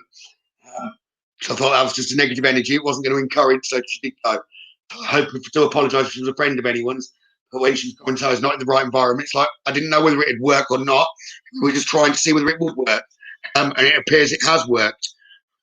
No one was really doing spirit box with loved ones, and that seems to have worked. To do it, we'll come forward and do it.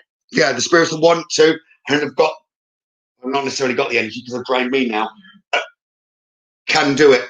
But I know the point I'm starting to lack energy. My hands start shaking. That's then is when I know I've got to step back. That's a true, Barbara. Often you can see better if you're not looking directly and focused too hard. You can relax and you can see the energy changes. Okay. I don't like the people like she was. It was just like I thought I'd answer back, just put a comment and then banned. Just like there was no need. It was I'd already said we're going to try and see whether it works, and I was in the wrong environment. It was just like it wasn't worth being there. Plus, I thought the rest of you would jump on her in a minute, so I better remove her quick. Not everybody can go to circles and things. That's what we're trying. Yeah, not anyone can go to a paranormal event, go to a circle, or anything like that. So anything I can bring through to try and show different ways the spirit can work, I'm more than happy to do that. I'll try. I never ever promise that things are possible that I try. But you never know until you try. I just wanted to try. We will try that again. So I've got another way of trying to do that. If I can have the screen looking at a mirror with me doing it in a mirror, that's the normal way. So I found it very difficult to try and focus, to try and get my eyes or whatever straight, looking at myself in the screen. With a mirror, you can often generate a little bit more red light around, which can make it work. Did everyone enjoy that? That also works, Natalie, looking away and back again. It really helped because it often works as well. I'm normally a participator, not the watcher of other people doing it. So it's harder for me to try and think when I have seen it done by others. Sometimes it's better to look out the corner of your eye, not try and focus too hard. The harder you try, it's like you're putting too much effort in. Often with spirit, it's the less effort, the clearer the mind, the more you're likely to see.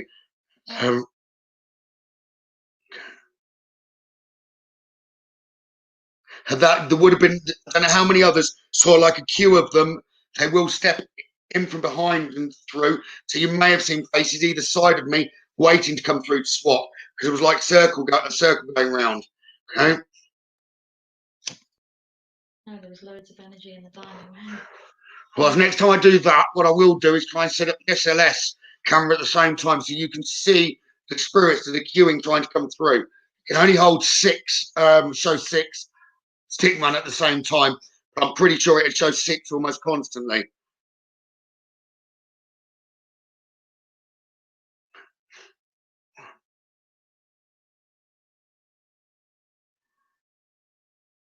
I'm not now. Darcy's just come by me and gone, "Oh, Mum!" She's like ready to try and jump back in, but I'm just saying I've not got the energy now. I will do it again for you another day. I did clearly see her, but it was like not in one go. It was like the hair, then the face, then the hair, then the face. She was trying to combine it all, which she did seem to struggle trying to combine the whole lot, to be fair, Justine. But it was like she got the chin and then it was the eyes perfect. She was too much impressed with what she was doing and then kept jumping in and out rather than just focusing her own energy. Told me I've just described it to a T that she was too much always jumping around things. Okay, but no, I am glad that you all enjoyed that. And like I said, I didn't know whether that would work. But we'll do that again. I'll try and do a paranormal at some point. I'll split between this, the spirit box, and the SLS for you. So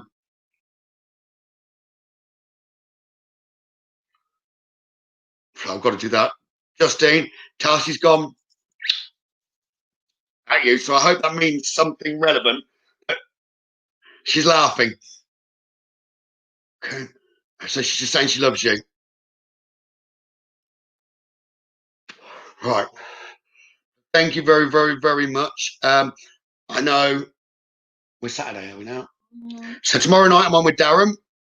I'm going to try and get him to have a go. I'm going to get him to have red torch ready. See what he can show you all tomorrow. There's a different face base to see what other spirits can come through. Fancy that, Darren? I bet Julie's well up for it, Darren. He's already told me that he's tried it before. I think it was years ago in a group in like a circle. So I'll see whether I can encourage him to try it himself. Okay. I'm going to do that after the readings, not before the readings, because it does take the energy. We'll see if he replies to me now quickly.